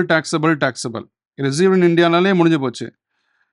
Income from agriculture Nepal received in the Nepalல agriculture income வாங்கியிருக்கான். அங்கே அது taxable received there, but later 50,000 is remitted to India and remitted to India rupees.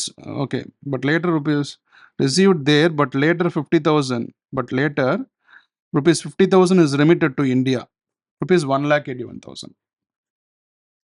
Nepal மூலம் எங்கடா இருக்கு? நேபாள் வந்து outside India, it is a different country. Agriculture income from Nepal.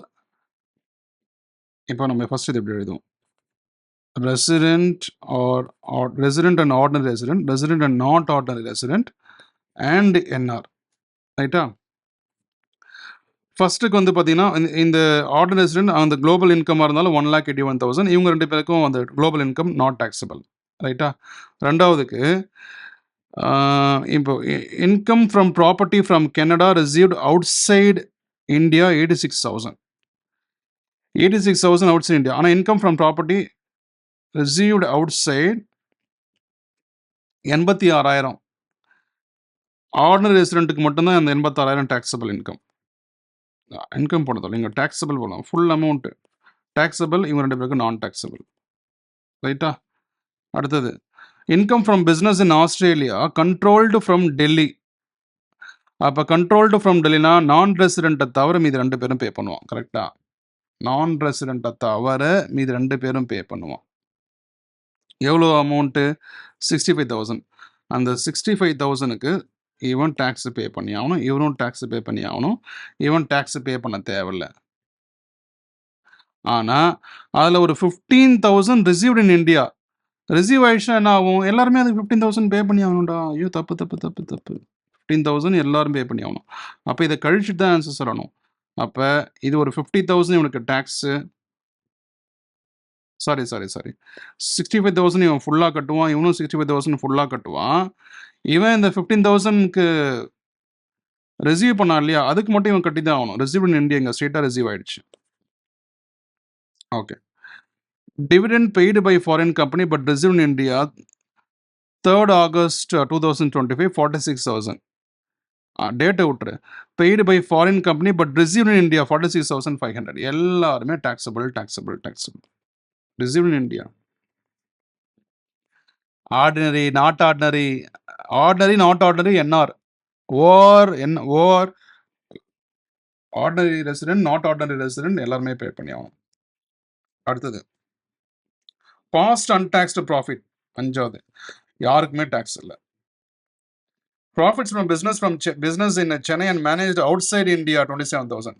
Business இங்கே இருக்கு 27,000, எல்லாருக்கும் tax. Business இங்கே இருக்கு, நீ எவனா இரு, டேக்ஸ் கட்டு. ஓகே. அடுத்தது profits on sale of building in India but received in Sri Lanka 14 lakhs. எல்லாருக்குமே டேக்ஸ். ஏன்னா பிஸ்னஸே இங்கே இருக்கு.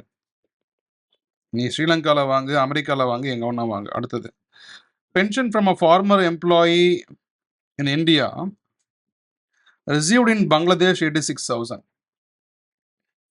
நீ இங்கே தான்டா எம்ப்ளாய்மெண்ட்டே இருக்கான், முடிஞ்சு போச்சு. Apple pencil battery 0. Pension from former employer in India receive in Bangladesh computer 86,000. Okay. Gift in foreign currency from a friend received in 80,000 rupees. Gift வந்து 80,000 rupees கொடுத்துருக்காங்க. கிஃப்ட் அப்படின்னு சொன்னால் கிஃப்ட் ஃப்ரம் ரிலேட்டிவ்ஸ்க்கு ஆக்சுவலாக நோ டேக்ஸ். இப்போது உங்களுக்கு மேரேஜ் நடக்குது, உங்கள் பொண்ணு வீட்டில் இருந்து இல்லை உங்கள் அப்பா சைடில் இருந்து இல்லை உங்கள் அம்மா சைடில் இருந்து உங்களுக்கு வந்து டேக்ஸ், உங்களுக்கு வந்து கிஃப்ட் கொடுக்குறாங்க. அந்த கிஃப்ட் 30 லட்சம் இல்லை 30 கோடி இல்லை, எவ்வளோ வந்தாலும் அன்றைக்கி மேரேஜ் டேட்டில் எவ்வளோ வந்தாலும் உங்களுக்கு இன்கம் டேக்ஸே கிடையாது. ஓகேவா? டேக்ஸே கிடையாது.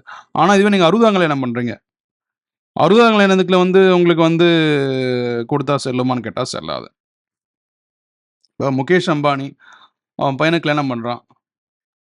முகேஷ் அம்பானி பையன் கல்யாணம் பண்ணுறதுக்கு பெரிய பெரிய ஸ்டார்ஸ்லாம் வந்து பல கோடி ரூபாய் கிஃப்ட் கொடுக்குறாங்க, ரைட்டா? அதெல்லாம் செல்லுபடி ஆகும். ஆனால் 60 கல்யாணம் இல்லை பர்த்டே ஒகேஷனுக்கு ஒரு 50,000 வரைக்கும் உங்களுக்கு டேக்ஸபிள் கிஃப்ட்டு எக்ஸம்ஷன் இருக்குது. அப்போ 60 கல்யாணம் செல்லாது. ஒரிஜினல் மேரேஜுக்கு எவ்வளோ கிஃப்ட் வந்தாலும் relatives from wife side, relatives from your father parents side, அவங்க ஒய்ஃப் சைட்லேருந்து வரது எல்லாமே வந்து பார்த்தீங்கன்னா உங்களுக்கு வரும். சரிங்களா? முடிஞ்சிச்சா? இன்னும் ஒரே ஒரு சம் மட்டும் குயிக்காக பார்த்துடலாம். அது என்ன சம்னா இந்த சம் கொஷின் நம்பர் 2. இந்த கொஷின் நம்பர் 2 இதுதான் ஃபஸ்ட்டு போட்டிருக்கணும், அப்போ தான் ஒரு அண்டர்ஸ்டாண்டிங் வந்திருக்கும். இருந்தாலும் நீங்கள்லாம் இன்டெலிஜென்ட்ன்றதால ஸ்ட்ரைட்டாக அந்த சம்முக்கு போயிட்டேன். என்னன்னா, from the following particulars of income furnished by Mr. A pertaining to the year ended 31 March computer income assessment 2026, if he is resident, not ordinary resident, but ordinary resident, non இது வந்து இது பண்ண சொல்கிறாங்க. Short term capital gain of shares in Indian company received in Germany 15,000. Okay, இது ஞாபகம் வச்சுக்கோ. இது ordinary resident, இது RNOR, இது NR அப்படின்னு போட்டு என்ன சொல்கிறாங்க, இது ஐசிஐ வந்து study material question, CA question once ஏற்கனவே கேட்டிருக்காங்க. ஓகேவா? ரொம்ப simple. Short term capital gain sales நீ யாராவனா இரு, ROR இரு, RNOR இரு, இல்லை NR இரு, எல்லாருக்குமே டாக்ஸபிள். ஓகேவா? 1. 2வது, dividend from a Japanese company received in Japan, யாருக்குமே டேக்ஸ் இல்லை, ஏன்னா அங்கே அவுட் சைட் இந்தியா எல்லாமே. Income from the property London deposit in a bank in London later on remitted to India through approved banking channel 75,000. அதாவது அங்கே இருக்கிற property அங்கே தான் வந்து பேங்க் அக்கௌண்ட்டில் தான் ரிசீவ் ஆச்சு, ஆனால் later remitted to India through approved banking channel 75,000 அப்படின்னு சொன்னால், ஆர்டினரி ரெசிடெண்ட்டாக இருந்தீங்க அப்படின்னு சொன்னால் நீங்கள் குளோபல் இன்கம் டேக்ஸபிள். மற்றபடி RNORக்கும் இவங்களுக்கு எந்த சம்மந்தமும் கிடையாது. Dividend from TCS limited Indian company 6,000, எல்லாருக்குமே taxable. Agriculture income from India Gujarat 25,000, agriculture is exempted. நம்ம ஃபியூச்சரில் பார்க்கலாம். தேங்க்யூ ஃப்ரெண்ட்ஸ், எல்லாமே முடிஞ்சு போச்சு. தேங்க்யூ.